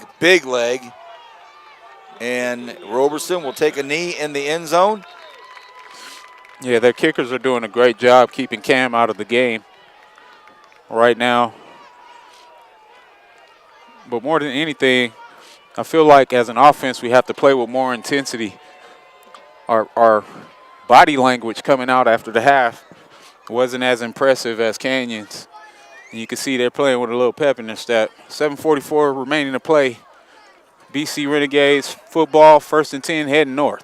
I would imagine that Ted Hacienda also told them, hey, fellas, you realize what's at stake here, right? So they came out with a major chip on their shoulder. Here come the Renegades. Irby. Pitch option, decides to keep it, cuts back up, nothing doing there. Protect that football, takes another big hit. He can be elusive out in the open, out on the flatlands, but tucked in tight there, he's not as difficult of a target to wrap up. So they give him 1 yard, 2nd and 9. It was a pitch option that he kept on that last play. The ball is at the Renegade 27-yard line. Yeah, and Canyons is doing a good job winning first downs. Shane Jones breaks out to the bottom right of your screen on the left side of line of scrimmage. Chance Cooper and Roberson to the right side. Irby, play action, wants to throw. Look out behind you. Irby goes down and gets tackled for a 1 yard loss. He was looking downfield, but all 4 receivers being covered in man-to-man, and they all took off 40 yards away. There was nobody underneath. So with no options, he gets tackled. Yeah, and if he recognizes that faster, he's able to escape out. But great job by the defensive line finally getting some pressure. I want to say that may be the first sack of the game. Here's a big third down for the Renegades. 3rd and 11 at their own 24 with 6.5 to go in the third. Huge third down play. Renegades need this, so they're going to put the ball back in the hands of the Cougars. Irby, nobody but himself back there. Has a pocket, steps up, wants to throw. Look out, Irby. And he goes down at about the 30-yard line. So now it looks as though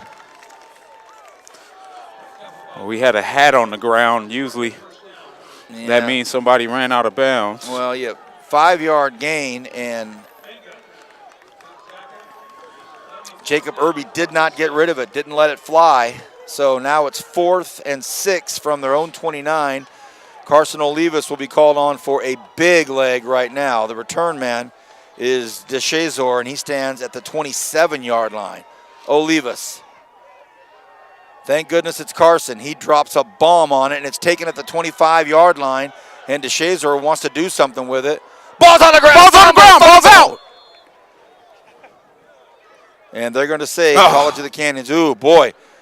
And DeShazor wanted to do something with it. He had his mind set on no fair catch. I'm going to do something with it, and he almost gave us the football back. Ooh, boy. 1st and 10, College of the Canyons at their own 38-yard line. So the defense for the Renegades, which has been just phenomenal all season long, big play after big play, big answer after big plays, now being tasked with slowing down Wyatt Egan in this offense, who are starting to feel it right now. And it looks like there's a timeout on the field. Yeah, no sign of who called it. They're all meeting on the sideline, and then the play clock has not started, so we will stay here. I'm Vance Palm. We've got Kenny Calvin with me, John Mettis to the right, Coach Mayo to the far right, Christian on our main camera, our director producer, I think she's in there somewhere. Hoods, beanies, jackets, gloves. Is Diana there somewhere? There she is. BC cameraman Chris down there. And we've got our spotter Coop and his bodyguard Stacy with him. And it's been a fun, festive night this evening. But right now, the Renegade defense knows they are up for a big, big, big, tough series of downs right here. College of the Canyons looking to distance themselves from the Renegades. If they can get into the end zone here. 5:22 to go in the third. Egan. And they have their own end around. That doesn't work. A little pitch in there, and the Renegades waiting for it perfectly. How about that, Alex Bolden? So the old reverse pitch to Alonzel Henderson, and he was greeted quickly for a 5-yard loss. You almost think, unfortunately for us, that Coach Iacinda using that just to set something else up. Yeah, but great job by the defensive end staying home, giving us an opportunity to win first down. From their own 34, Egan in the shotgun, 9 on the play clock. It's 2nd and 14. 3 receivers to his left side. Play action.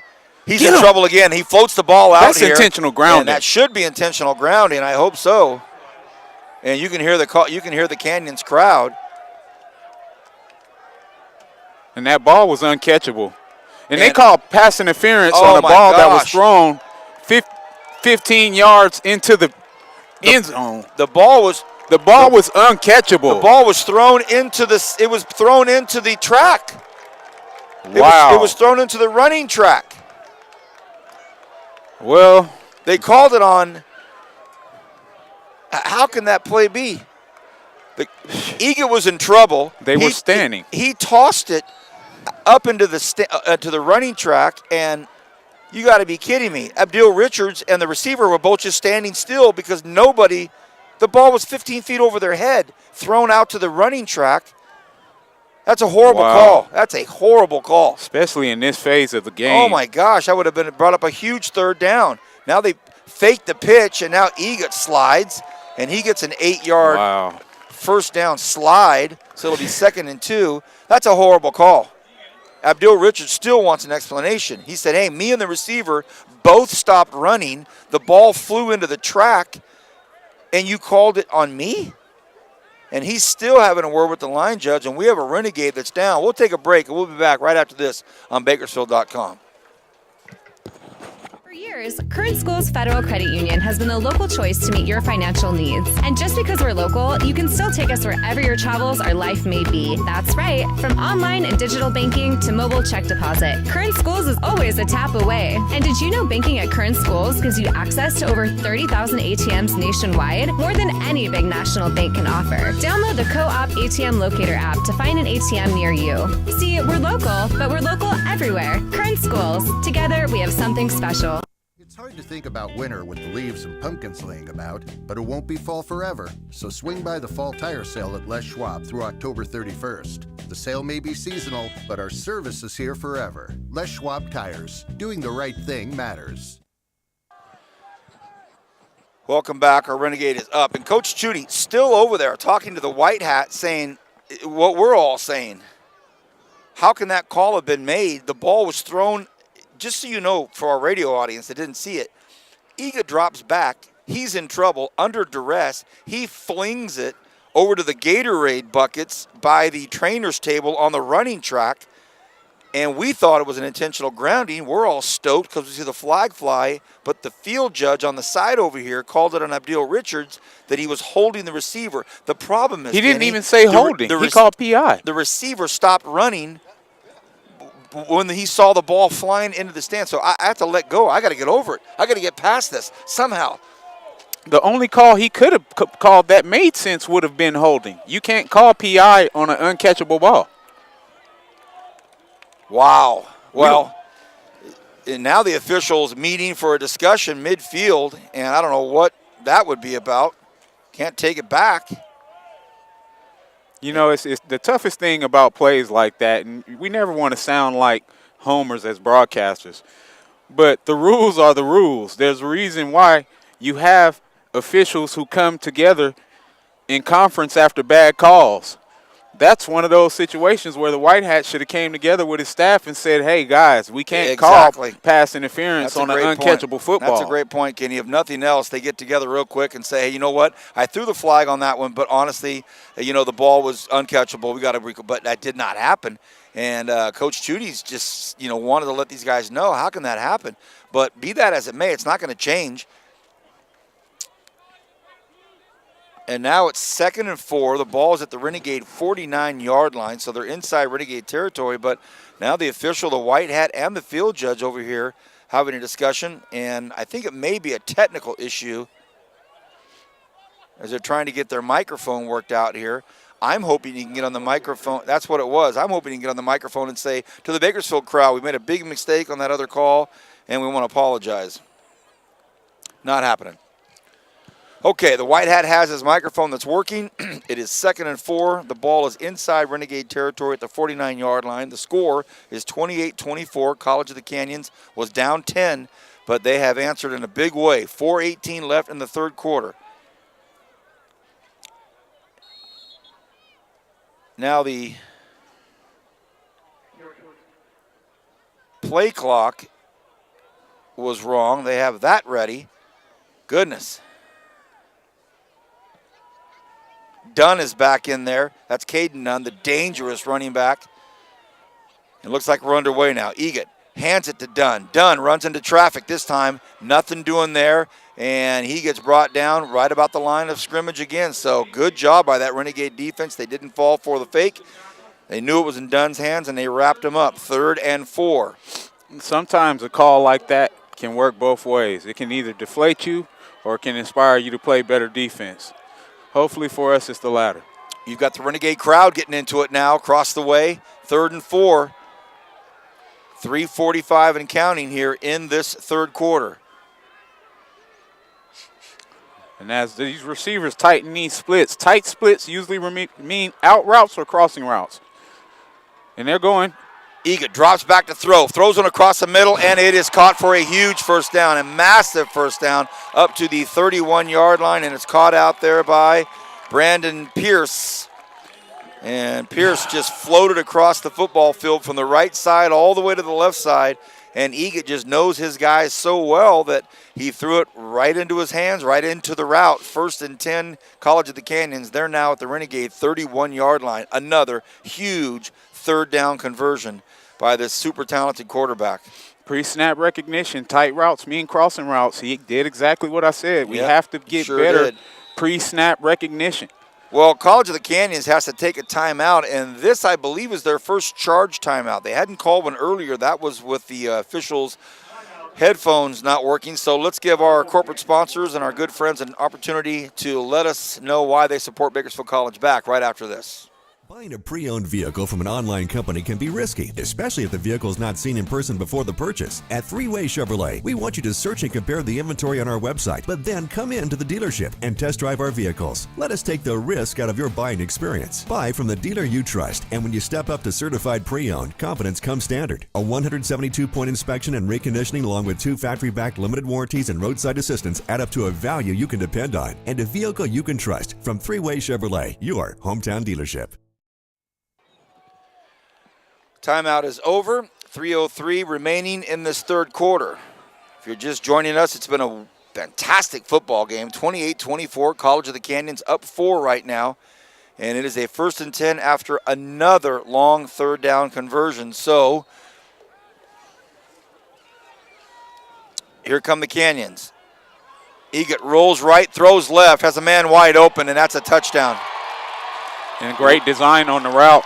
Rolled all the way over here to the right, below us, stopped, turned, planted his foot, throw it exact opposite pylon back to the Renegade sidelines for a touchdown to Leroy DeShizor, and about a 50-yard bullet. Yeah, and it's one of those things we talked about late in the route. If you stare into the backfield late in the route, you're toast and jam. You have to keep your eyes connected to the receiver after the initial drop of the quarterback. That time, Sean Stevens thought he was running a post route,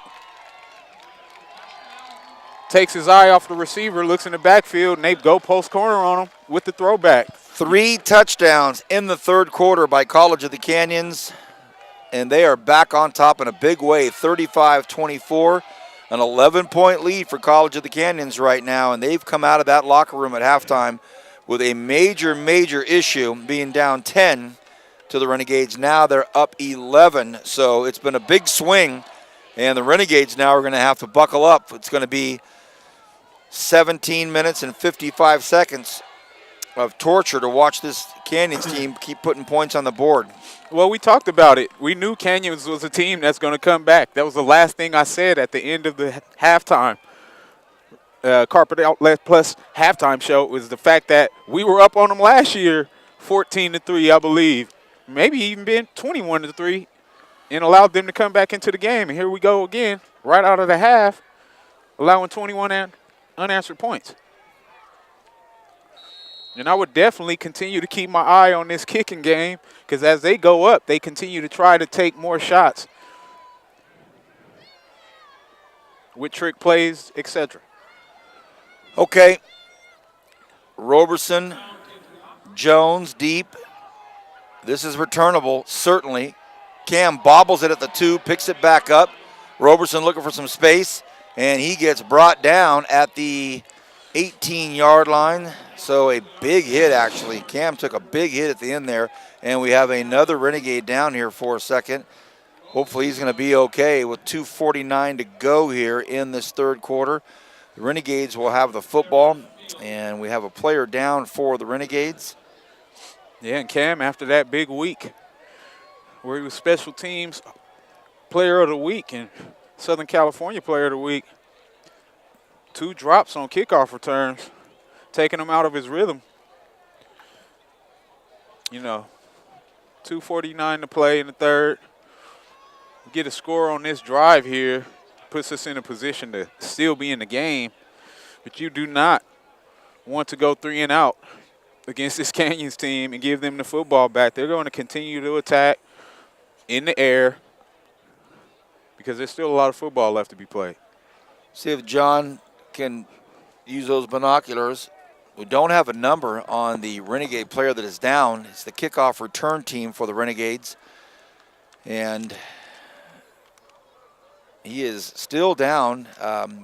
Kenny, this offense is going to come out in the field right now. You stated it that it can't be a 3 and out. What's your play call looking like right here? We have to do a better job mixing it up on first down. They've caught on to us running the football on first down with Elisha Ortiz.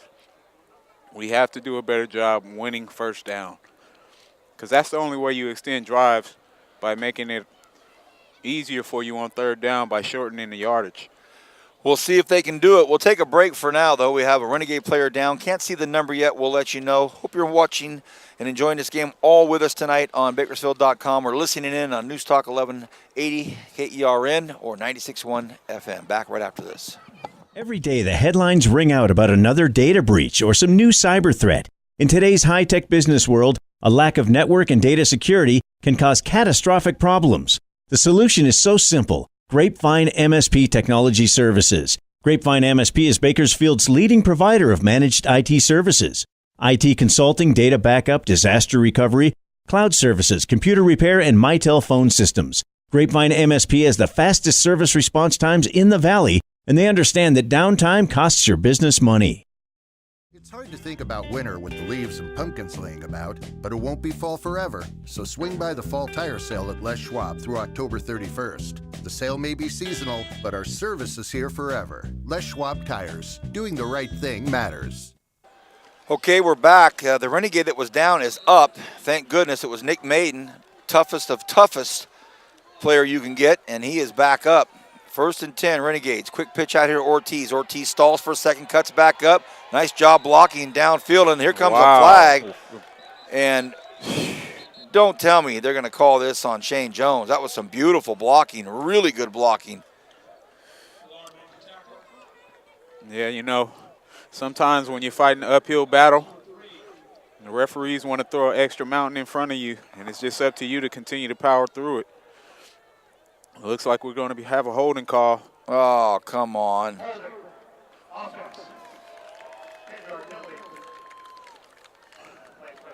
Oh, boy. So on a 1st and 10 at the 18 now all of a sudden.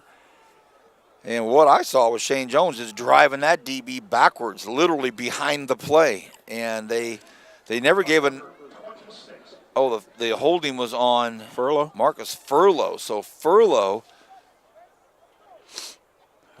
hadn't seen much of Furlow. Are you today. sure? Are they sure on that number? I don't think so. I don't think Furlow was even in on the play. Huh. So now it's 1st and 20. Renegades in big trouble here. Ortiz, strong run, but gets brought down pretty much at the line of scrimmage, and that's not easy to do when Elijah Ortiz comes at you full steam. They brought him down right at the line of scrimmage. Maybe they gave him 2nd and 19 from their own 10-yard line. 2:15 and counting here in the third. 35-24 is the score. College of the Canyons, they were down 10 to start the third quarter, and they have come roaring back. Like we knew they would. 2nd and 19. We're in that pistol spread formation. Cougars bring 4. Irby has a bit of a pocket, steps up and out of it. Ball let go of. He throws to Hartsfield on the right side, but it looks like a flag here. And I think they hit Irby. I know they hit Irby late, and that one Irby feels. Now,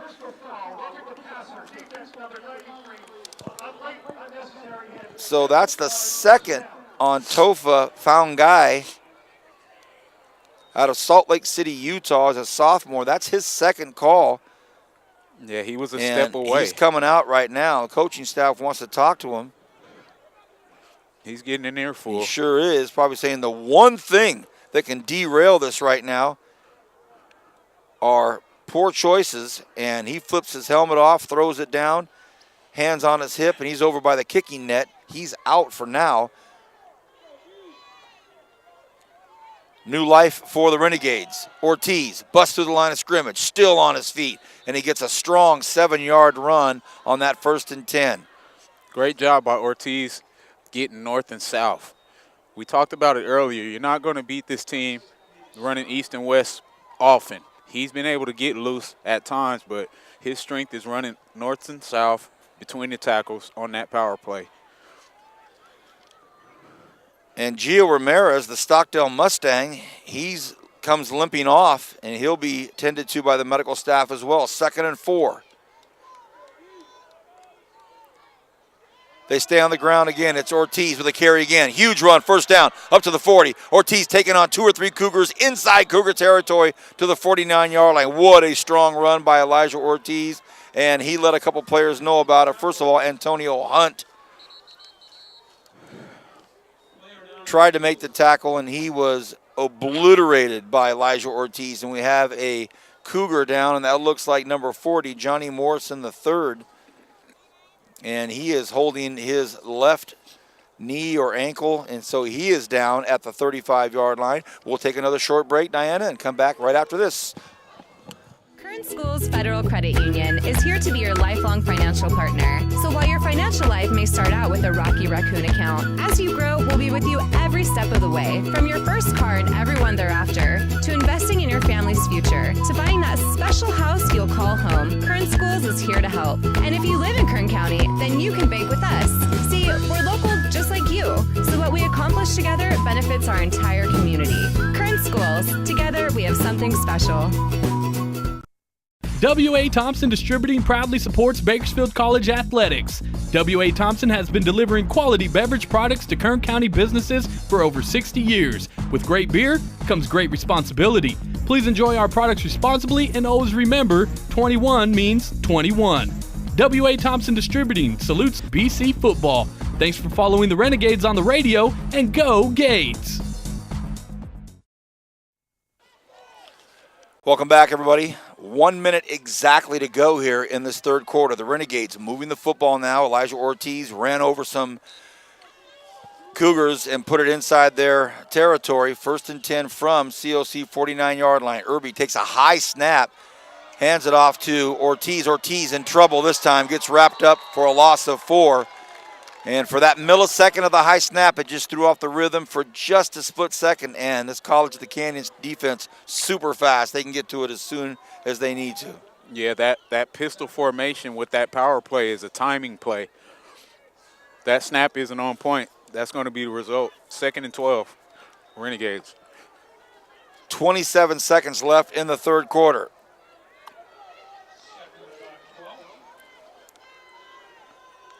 Irby takes the shotgun, rolls to his left, wants to throw. He's in trouble, goes down, hangs onto it way too long, loss of 6 yards.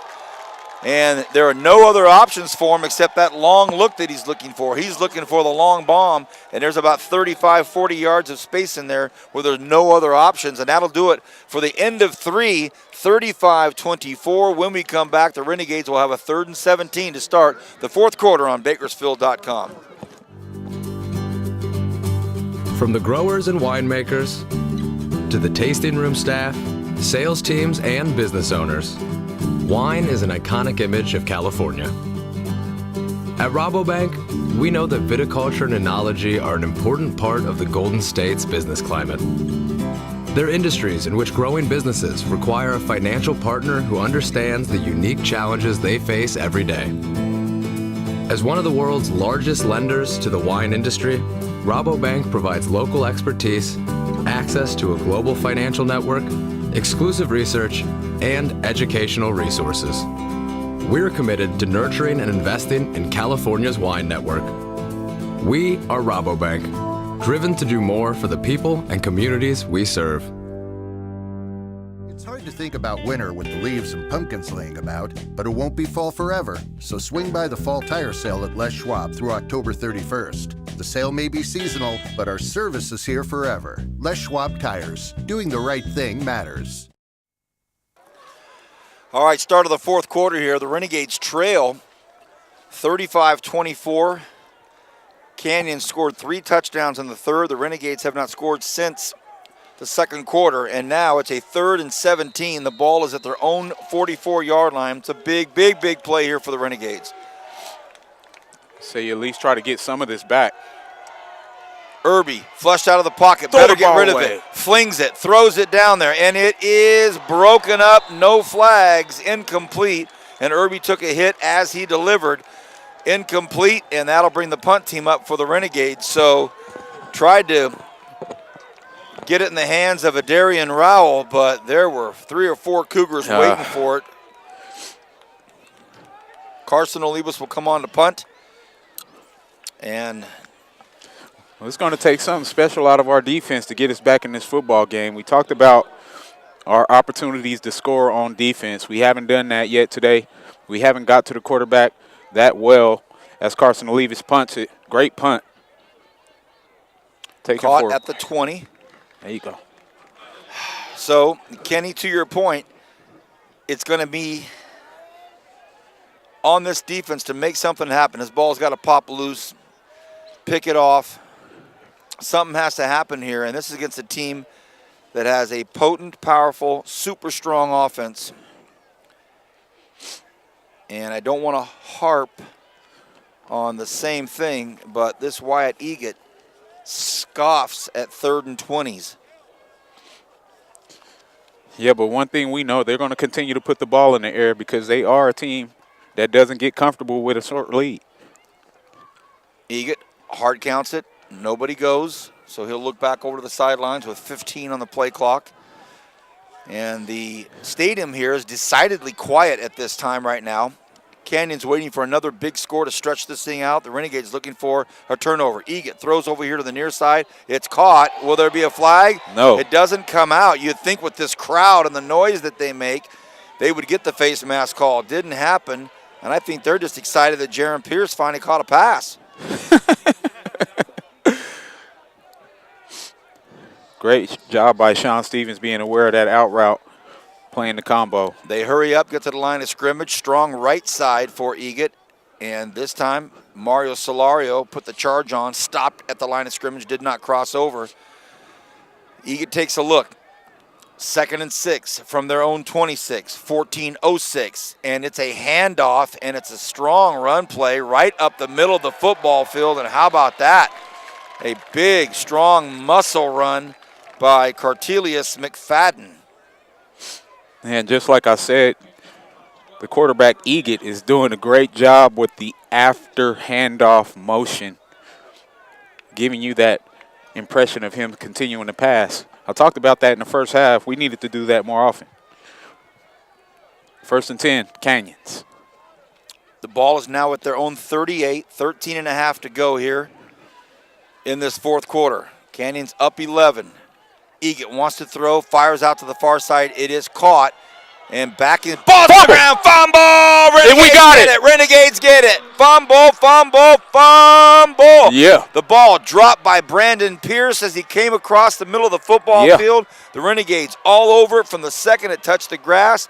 And that is pretty much the recipe that we brought up. It has to happen this way, and it has. So a fumble at midfield, and it's going to be actually 1st and 10 inside Canyons country, but the Renegades have to pounce right now. 13:21 left in the 4th quarter. Renegades trail 35-24. Come on, Gades. VP, you said a ball needs to pop loose, and that's exactly what happened. Twins right for the Gades. Irby has Ortiz back there with him. Will he throw? Will he hand it off? They hand it off Ortiz. Ortiz, one nifty move, and he can't get free. No gain. Made one Canyon player miss, but that was about it. And Hartsfield looks banged up down there. Zach Hartsfield, the Centennial Golden Hawk, took a big hit and had to get helped up off the turf. He still looks wobbly. Yeah, he does. Number 88 for the Renegades right there. I think he might come off. Wow. Oh, my goodness. That kid's tough. Man. So 2nd and 9, they gave us 1 simply because Elijah Ortiz had some fancy footwork. Irby, how about the hard count for us? No? No. They go to Ortiz again. Ortiz, another great move inside the tackles. And the ball gets stripped out, completely taken out of Ortiz's hands, and it's going to be the Cougars that have it. And now something goes on the sidelines between Earl English and Shane Jones. Shane Jones ran him out. And I thought I'd see some flags fly there. How about that? Earl English from Calabasas does what I don't think anyone's ever done. Strip the ball right out of Ortiz's hands on the run. Well, you can't even fault Elisha Ortiz for that because he runs so hard in between the tackles. It's bound to happen sooner or later. You just don't see enough defensive players actually tackling the football like we talk about. But now it's our opportunity to go right back out and get it. And Earl English is being mobbed by his teammates and coaches. They understand the gravity of that play. After a big turnover, the Renegades were looking to get back on the scoreboard, and that was a big, big play, and it was essentially an absolute heist. Earl English just lifted it right out of the hands of the super strong Elijah Ortiz. 1st and 10 at their own 46. It's a run play for Dunn. Dunn comes through, and Dunn gets leveled by the Simpkins. And Jalen is pumped up. He absolutely throttled Caden Dunn. But we need the football. Yeah, I hear you, but still, you can get jacked up if you want. That's a big hit.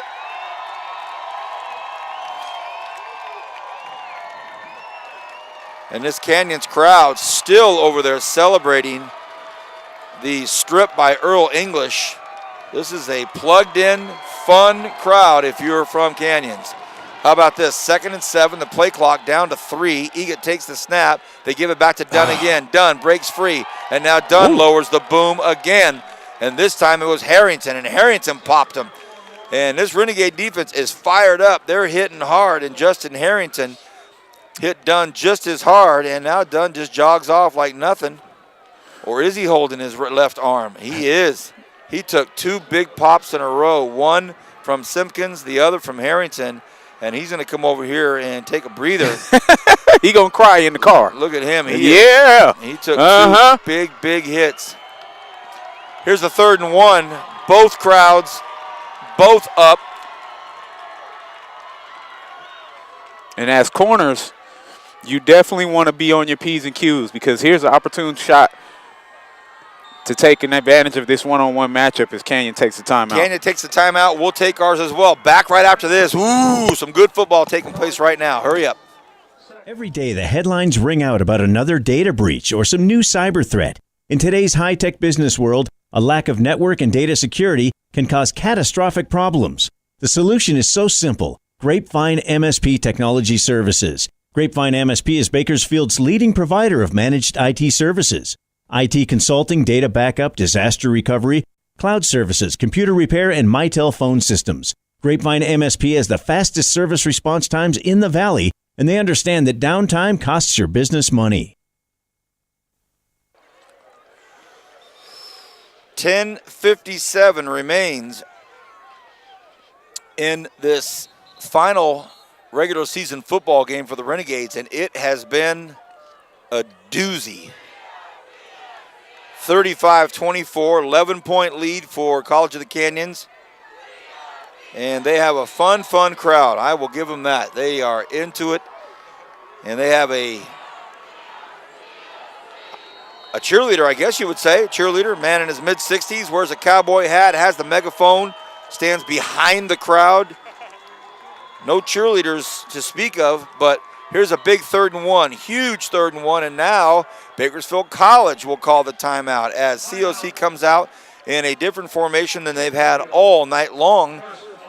Coach Judy and his teammates want to take a quick look at things. We talked to Sandy Taylor in our red carpet halftime show about what will happen for postseason. She weighed in on it. The medicine man weighed in on it. We've had a few different people weigh in on it. We are bowl eligible, and we will know tomorrow. She joked and said, Vance, you'll be the first person I let know. I said, look, if you let me know first, there's going to be about maybe 6 more people that hear. If you really want the world to know when our next game is, just let Kenny Calvin know. His social networking platform is very powerful. So I feel that we'll be playing somewhere next Saturday. It will be on the 17th. And as Sandy mentioned at halftime, we, as always, offer up Memorial Stadium for the date and the time. And, boy, we'd sure love to be on the Dameron deck one more time, wouldn't we? Oh, I definitely would love to have an opportunity to call a bowl game at home for the first time. Here we go. This has a big way of seeing what happens. 3rd and 1, this super powerful offense. And how about this? Egan behind center for the first time, and he gets it. Flags come up, and now it looks like we'll get these kind of calls. Unfortunately, the umpire throws the flag out, and he wants to have a word with one of the Renegades personally. He's like wanting to speak to the Renegade that hit him late after Egan was brought down, and I believe we may see a... You know, that's a situation where, as an official, you don't want to be so quick to call the personal foul on an intense play like that, because he threw that flag almost before the play was even over. Yep. And my guess is it's going to be called on I think it's going to be called on Jalen Simpkins, maybe. You know, you definitely want to protect players. I don't want to say anything to the negative aspect of guys doing cheap things at the end of plays, but you're right. That was pretty bang. Right. It was almost expected to make the call and did it. So now they pick up the first down and 15 more. So it's about a 17-yard. And now the umpire's having to explain to the white hat specifically what he did. The BC crowd doesn't like it. Goodness. Here, let's listen in.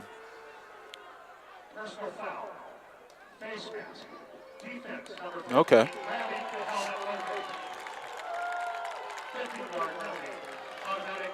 So Jalen Simpkins wants to talk to the official that made the call, and the official wants to hear none of it.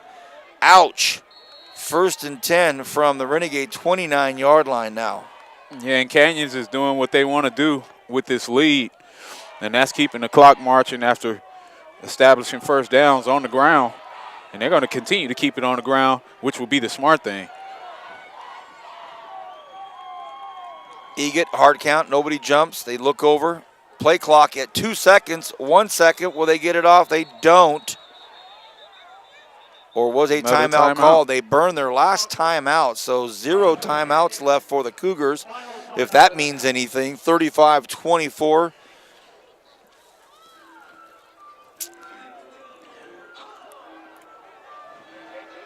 (10:23). There's a lot of football left. A lot of football left, and the Renegades want to try to stay. They want to stay in this thing, obviously. That 3rd and 1 hurt. They got it, but the 15 after really hurt. Yeah, and you got 10 minutes left to play in the game where you're down 11 points. And you're seeing the sideline celebrate like it's over.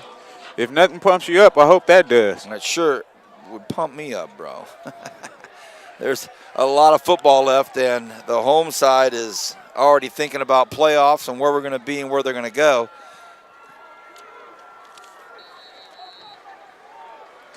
Here we go. 1st and 10 from the Renegade 29. Can the defense do it again? Can they come up with something again?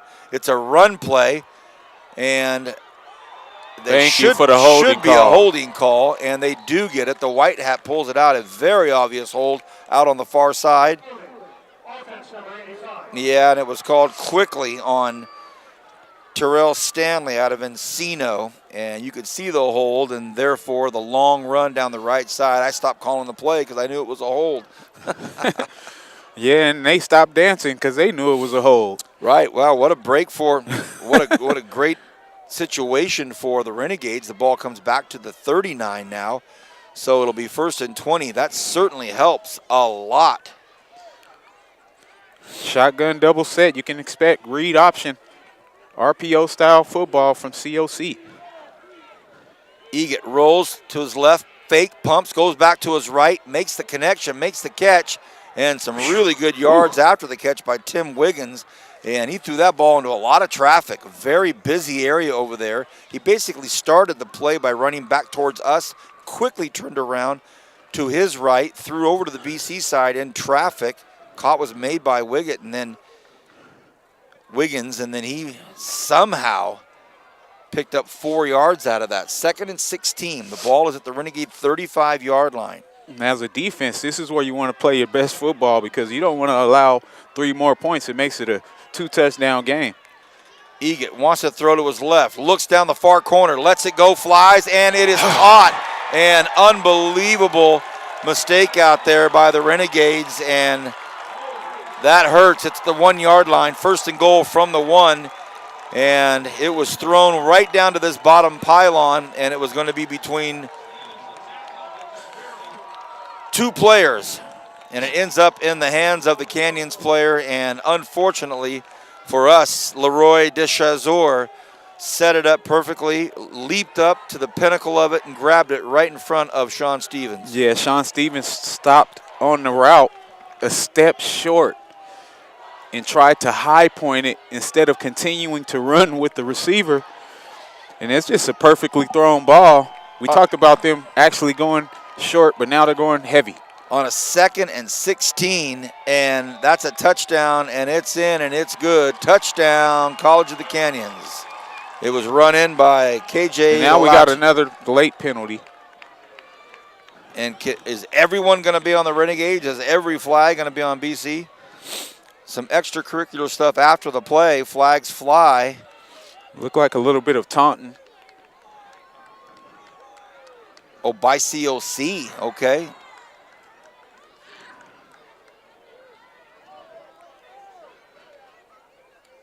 You know, and here's just a situation where for the Renegades, we just totally let this game slip away.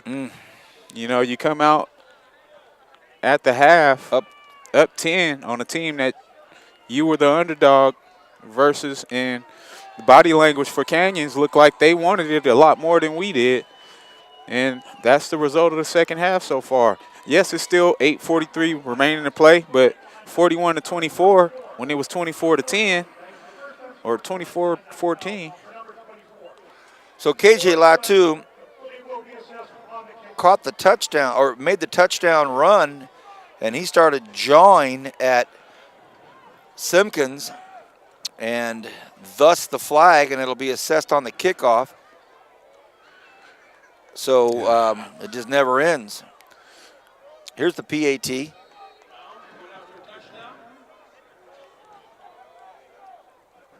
The snap, the hold, the kick, it's up and it's through. We will take a short break and be back. Game's not over, but the Renegades have a very, very tough uphill climb left in this football game.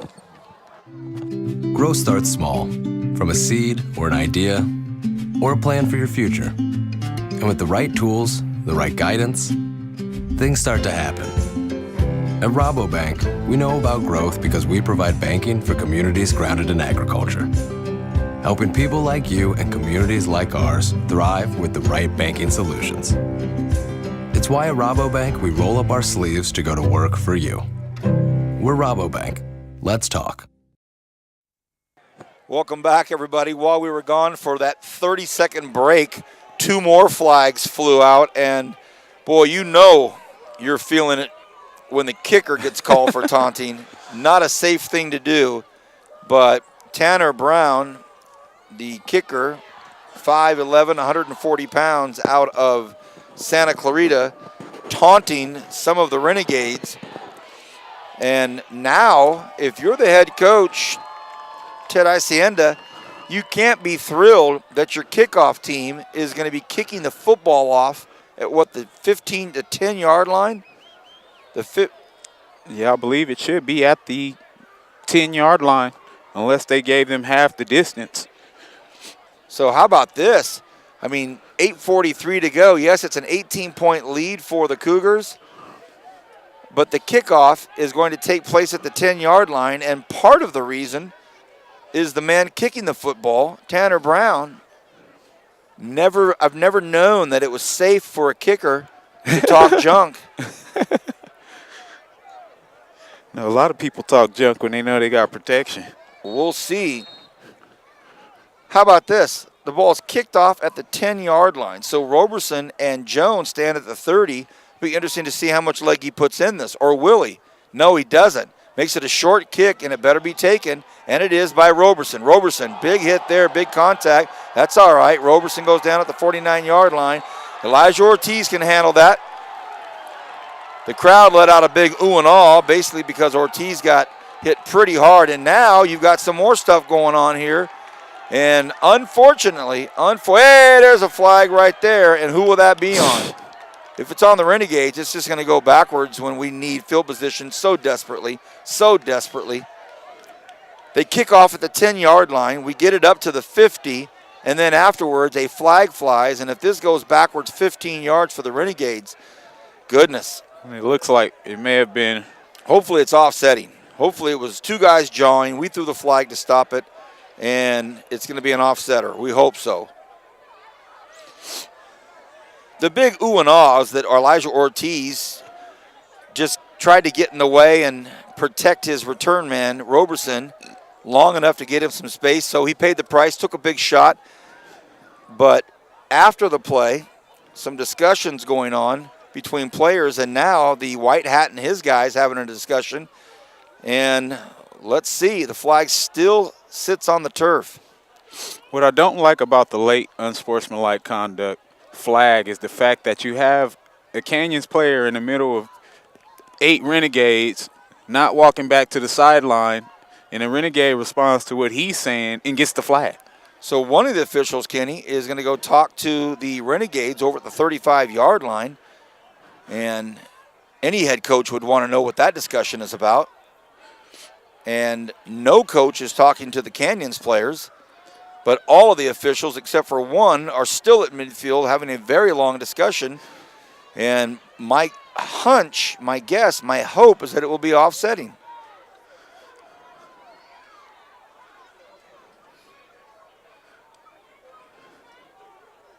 Here we go. Let's listen in here.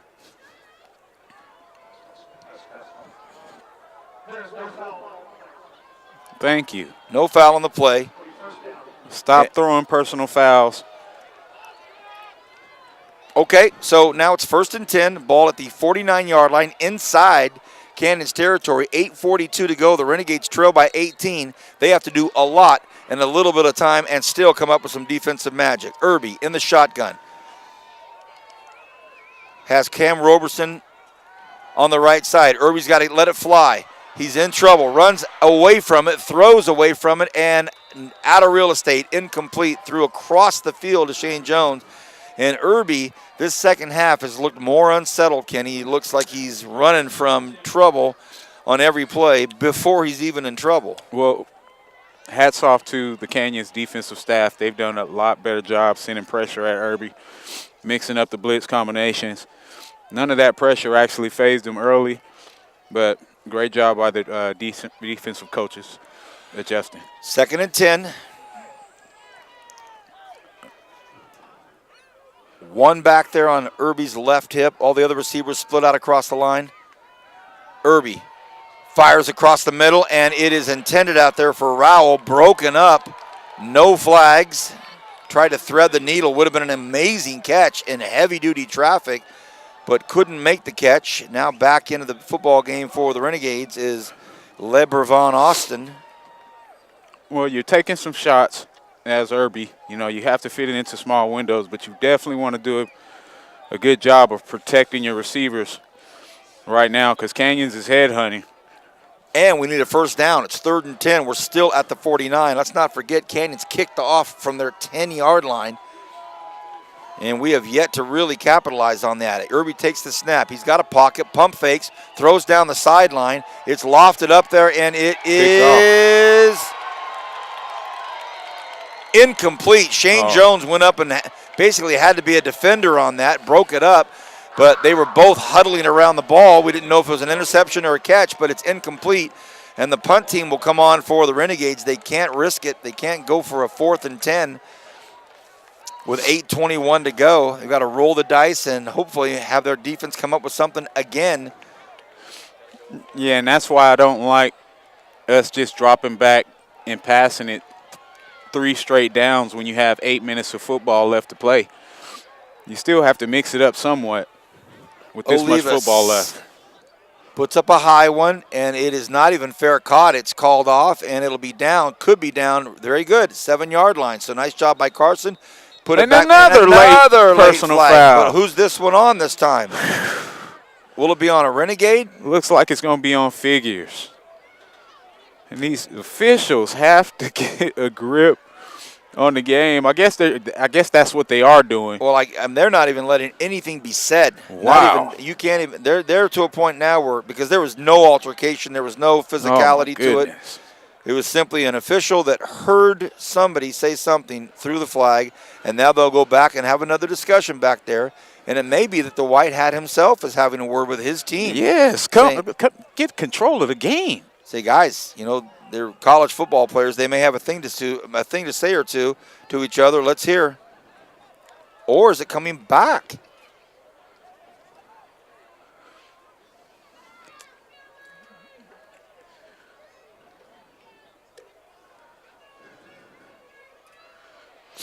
Let's hear what he says.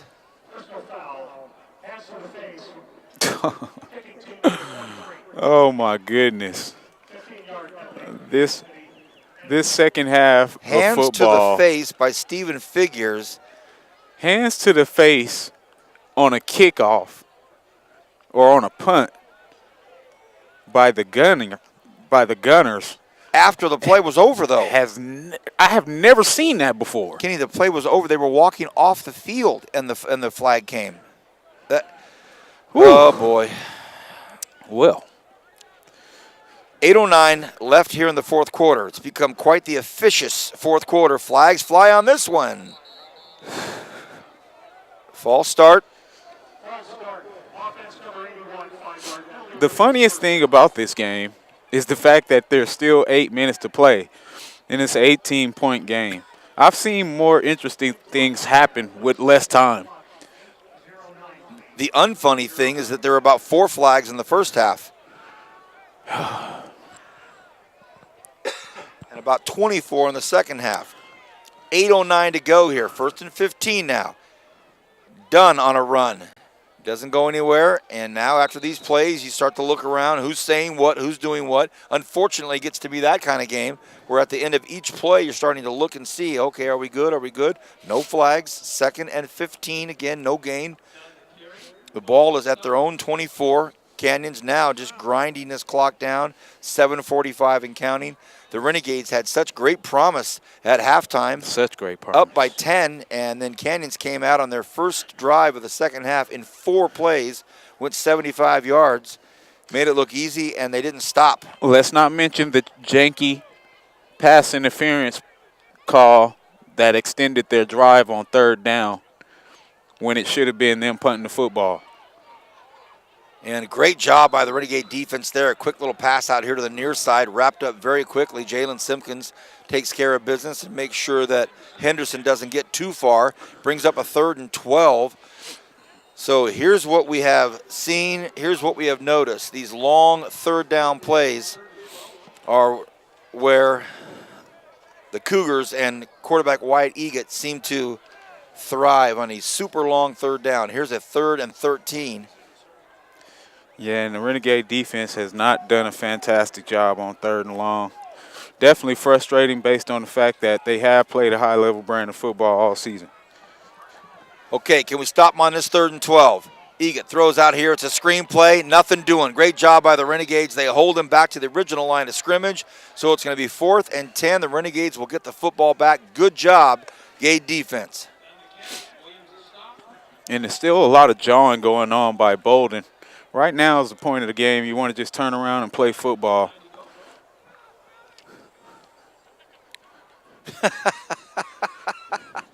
One of the Renegade faithful over there, one of the fans just said, come on, Alex, let's go. He's seeing what you're seeing.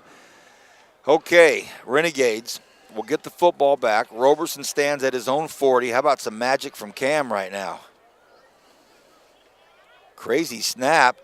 Punter had to go run and get it, and what kind of bounce will this take? And it takes a sideways bounce and then a roller up to the 34-yard line. 1st and 10 for the Renegades. They have a long way to go, and they've got to put at least 18 on the board in 5 minutes and 41 seconds. Seems like a tall order, but stranger things have happened. They're playing the #1 team in the state, College of the Canyons, and the Renegades. Let's see what they put together here. Can they do something special, Kenny? And right now, Canyons is expecting you to drop back 3 times in a row and pass the football. So here's where you mix in some draws, some screens, some quick isolation plays, because we do have backs that can take it. And we need to score a bunch, so it's not going to happen all at once. Irby throws across the middle, and it's caught by Cooper. Cooper with a great move and a 1st down up to the 46-yard line inside Canyons territory. Is there a flag? It better be offsides. There's a flag way over there by the line of scrimmage. Offsides. And it looks as though it's going to be offsides, as Kenny said, and it is declined. 1st and 10 for the Renegades inside Canyon territory. Let's put something up here quick. 5:33 and counting in the fourth quarter. Irby, they're coming after him now. Irby has to get rid of it quickly, and he does, and it's pitched, and it's caught, and it's a first down. Look at the extra effort. Look at that terrible spot. What kind of mark? What are you Oh, doing? now he moved it forward. He finally moved it forward. Wow. Wow. That was a first down, and all of a first down. A great catch out there, and some extra action after he caught it by Bishop Maxwell. And nice first down. The first spot they were going to try to give him was 2 yards behind the first down marker. They finally give it to him. 5:07 and counting. Irby has 3 receivers on the right side of the line of scrimmage. Heavy right side. And flags fly, and that's going to be a false start there by Eamon Sullivan. Another thing that I noticed after that first down was how fast the clock got back started before the chains were even set. Boy, they're getting it how they want it up here in the mountain.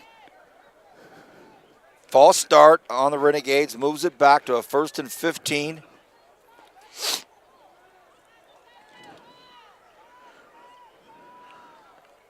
Irby takes the snap, has a little bit of time now, fires another one over to the left side. That is caught. Still on his feet is Bishop Maxwell. Wow, what a nice, strong, tough run by Bishop Maxwell. And the clock, about 3 or 4 seconds. Now you got me watching the clock, Kenny. And the clock and the referee wound his arm for the clock to keep going. However, the receiver ran out of bounds going in a forward motion. The clock should be stopped. He went out of bounds on his own going forward. Irby again takes a snap, looks quickly to the left. This time it's Rowell. Rowell takes that, runs with it, gets hit hard, picks up the first down. So it'll be first and 10 for the Renegades at the 24-yard line of College of the Canyons. Maybe too little too late, but let's keep going. Well, one thing about football is that you continue to play until you see zeros up there. Keep that intensity and passion. I've seen some weird things happen. Bishop Maxwell in the slot. Rowell next to him. Irby rolls to his right. Irby wants to run the entire way. Cuts back upfield. Irby. And they come at him, and they're trying to take shots at him. And the demonstrative, overreactive dramatics of Jacques Vukobratovich trying to draw a yellow flag. Nice try, Jacques. 2nd and 7. Shotgun double set for Irby.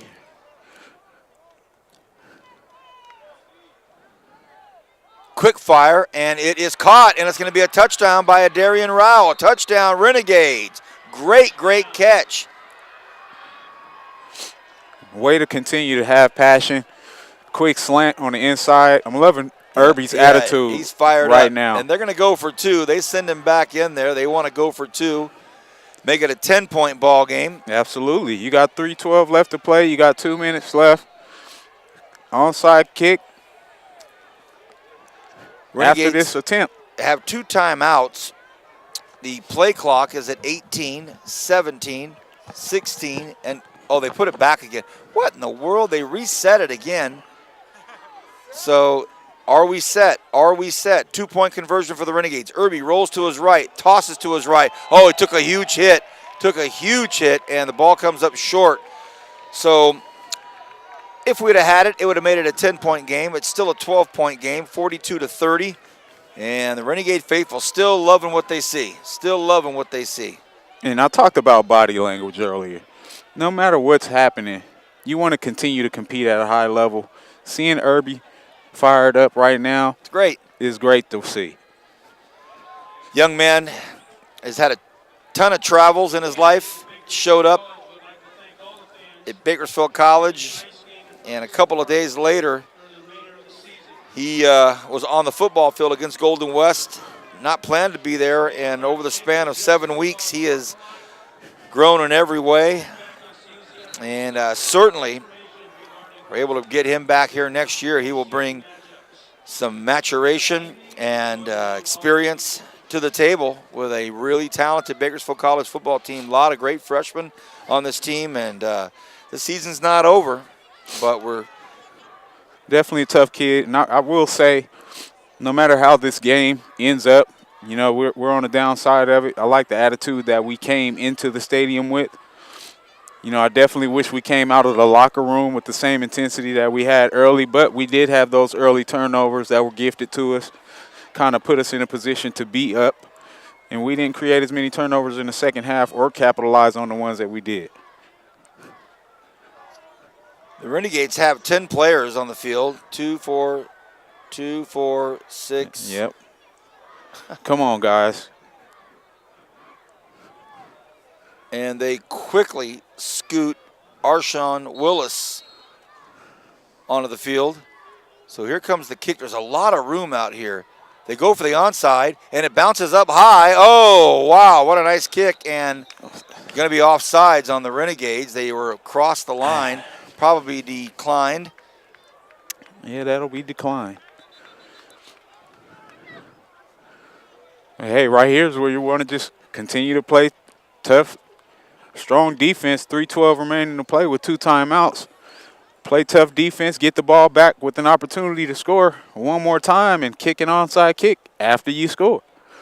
Again, we want to thank Luigi's Italian Restaurant and Delicatessen. Thank you to Gino, Monica, everybody that makes that establishment such a special place in Kern County. Thank you to Luigi's. And, of course, thank you to Hodell's Fine Dining, a name synonymous with Kern County and Bakersfield College. Thank you.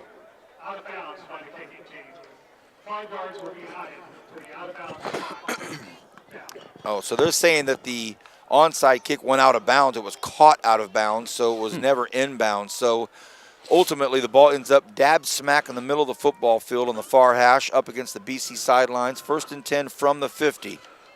Egett wants to get this offense started again. A total of 72 points scored tonight between the two teams, 42-30. Egett hands the ball off. It's a run play, and it's to Dunn. Dunn takes a hard hit at the 43-yard line, gain of 7, though, and he's back in the football game. He's not banged up that much. Well, the one thing you don't want to do if you're the Renegades is just allow them to score again. Continue to play tough until you see 3 zeros. Well, as the regular season winds down, VP, I definitely want to let you know I appreciate your leadership and helping me know when to talk and when not to talk, staying on rhythm, but more than anything, helping me be a professional. It's an honor to work with you. My man, Kenny Calvin, the voice of the Renegade Report. A lot of great things ahead of us, buddy. 2nd and 4, a handoff again to Dunn. Dunn looking to get the outside. Uh-oh. And the speedy Dunn to the 30, slides down. Good job by the young man. He just went down and said, nope, I'm not getting popped again, because Harrington had a beat on him and wanted a piece of him. But it's a big first down. He slides in and makes it safe. And with 2:15 and counting right now, College of the Canyon starting to feel it. They've got a perfect 10-0 season 2 minutes away. And most certainly a nice spot in the postseason to try to win the state championship. Yeah, Canyons definitely came out in the second half and proved why they're the #1 ranked team in the state. You know, they have the ability to score quick as anybody. You know, they definitely have some holes on defense, so I don't expect them to do that well in the postseason. Another run and Dunn up to the 20-yard line, a gain of about 5. And that'll bring up a 2nd and 5. Kenny, I want to thank you, buddy. Great job in the Renegade Report, not just with football, but all of our sports. A beloved figure on campus. Thank you, bud. And hopefully we have a bowl game next week to get involved with. We have another football game we're hoping. We'll find out tomorrow. And the Renegades, it looks as though they will go to 6 and 4, 3 and 2 in league. Loss to Ventura and what appears to be a loss here take us out of the state playoff picture. Yeah, bunch of blown opportunities. You know, I know some of these sophomores, you know, who've had the opportunity to play, they'll go back and reassess their film, and, you know, hopefully they get another opportunity next week, you know, to leave it all out on the field. Well, that brings up a 3rd and 4. And the play clock has 27 seconds, and the game clock is about 10 seconds further, so can't imagine anything other than a knee. And that'll about wrap it up. What we will do at the conclusion is take a short break and come back and discuss a few things and certainly give out our Red Shield Player of the Game Award.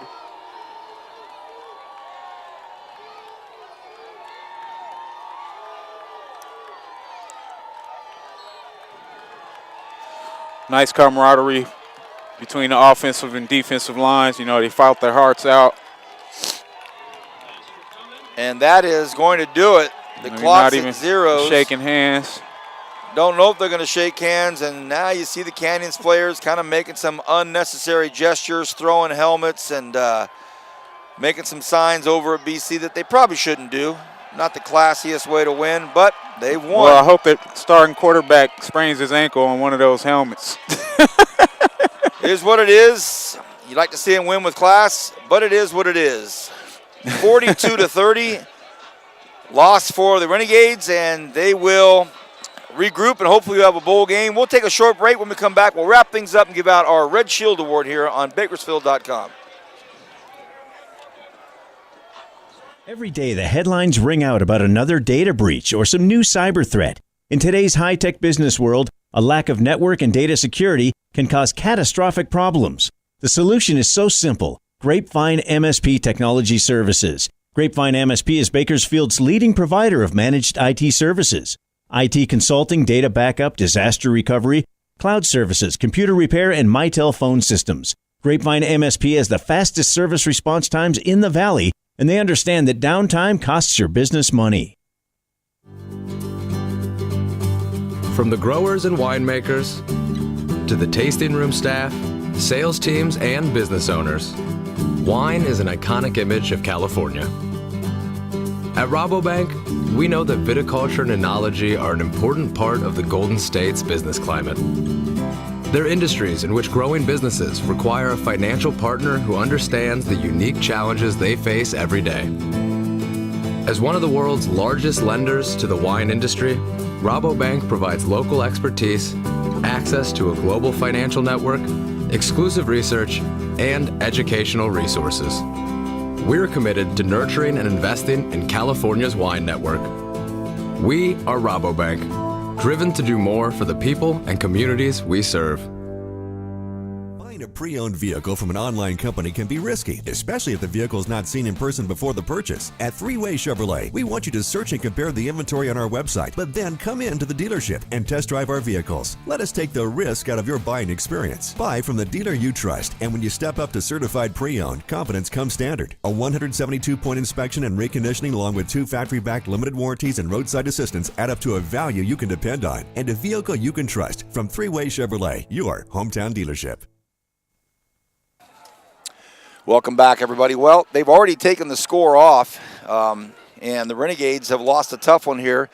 College of the Canyons celebrating a 10-0 perfect season, and they are still, I would imagine, #1 ranked team in the state of California. The Renegades did a great job for a while there. We were up 10 at half, and we capitalized on some big turnovers that College of the Canyons, as you say, gifted us. And then something happened at halftime. College of the Canyons either realized, hey, we've got a lot at stake here. We've got to come out and just punch them in the face. And they did 3 straight scores unanswered in the third quarter, and that was the difference maker. Vance Palm, Kenny Calvin here on our post-game show. Kenny, your thoughts, buddy? Well, I talked about how well the defensive line played in the first half. They had their quarterback on the run pretty much all first half, created some turnovers.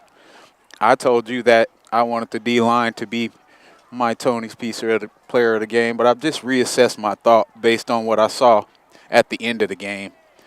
And I always talk about finishing and having passion and actually leaving it all on the field. And there was one player that did that for me, and that was Jacob Irby. I'm going to agree with you. The Red Shield player of the game, brought to you by Tony's Pizza, is the new quarterback, Jacob Irby, and he hung in there to the very end. And this is a young man that takes a lot of big shots, gets hit hard. And Kenny can't even watch. He's over there watching College of the Canyons celebrating. It's bothering him. But you look at Jacob Irby to the very end in a game that was probably out of reach, and he knew it, still connects with Adarian Rao, and, you know, a touchdown late in the game. He's fist pumping. He's hopping around. He's trying to get his guys pumped up. I loved what I saw there as well. So Absolutely. Our Red Shield Player of the Game Award, brought to you by Tony's Pizza, will be the quarterback, Jacob Irby. Well, partner, 10 games in. Hopefully we hear about a good bowl game we get to cover here soon. And I want to thank you for everything you've done. And before I thank anybody else, I'll cough. How's that? It's chilly here, so we'll get that out of the way. Christian, thank you so much for everything you've done for us this year. Appreciate all your hard work. Gives us great shots. We get people that text in and call in and say, man, we love being able to watch this. Our cameraman, Christian, thank you very much. To our director, producer, Diana, thank you so much for everything that you do. We love everything about you, most certainly your countdowns. Those are the greatest things you can give us. Okay, 15, 3, 2, 1, you're on. No, you do a fantastic job. Not easy dealing with all of us all the time. Thank you. We appreciate that very much. To our sports information director, Brandon the Fury Yuri. Thank you, bro. He made it all night with the shorts on.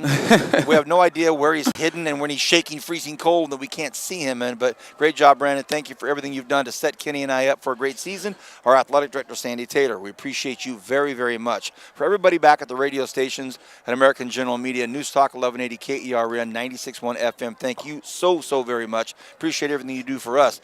To our president, Sonia, thanks for watching. Thanks for tweeting. We appreciate it. Hopefully the season's not over. We are bowl eligible. We look for a bowl next week. We certainly hope that it can be at Memorial Stadium. We don't know that. Until then, we want to thank everybody for being with us on Bakersfield.com. For Kenny, I'm Vance. Good night. God bless.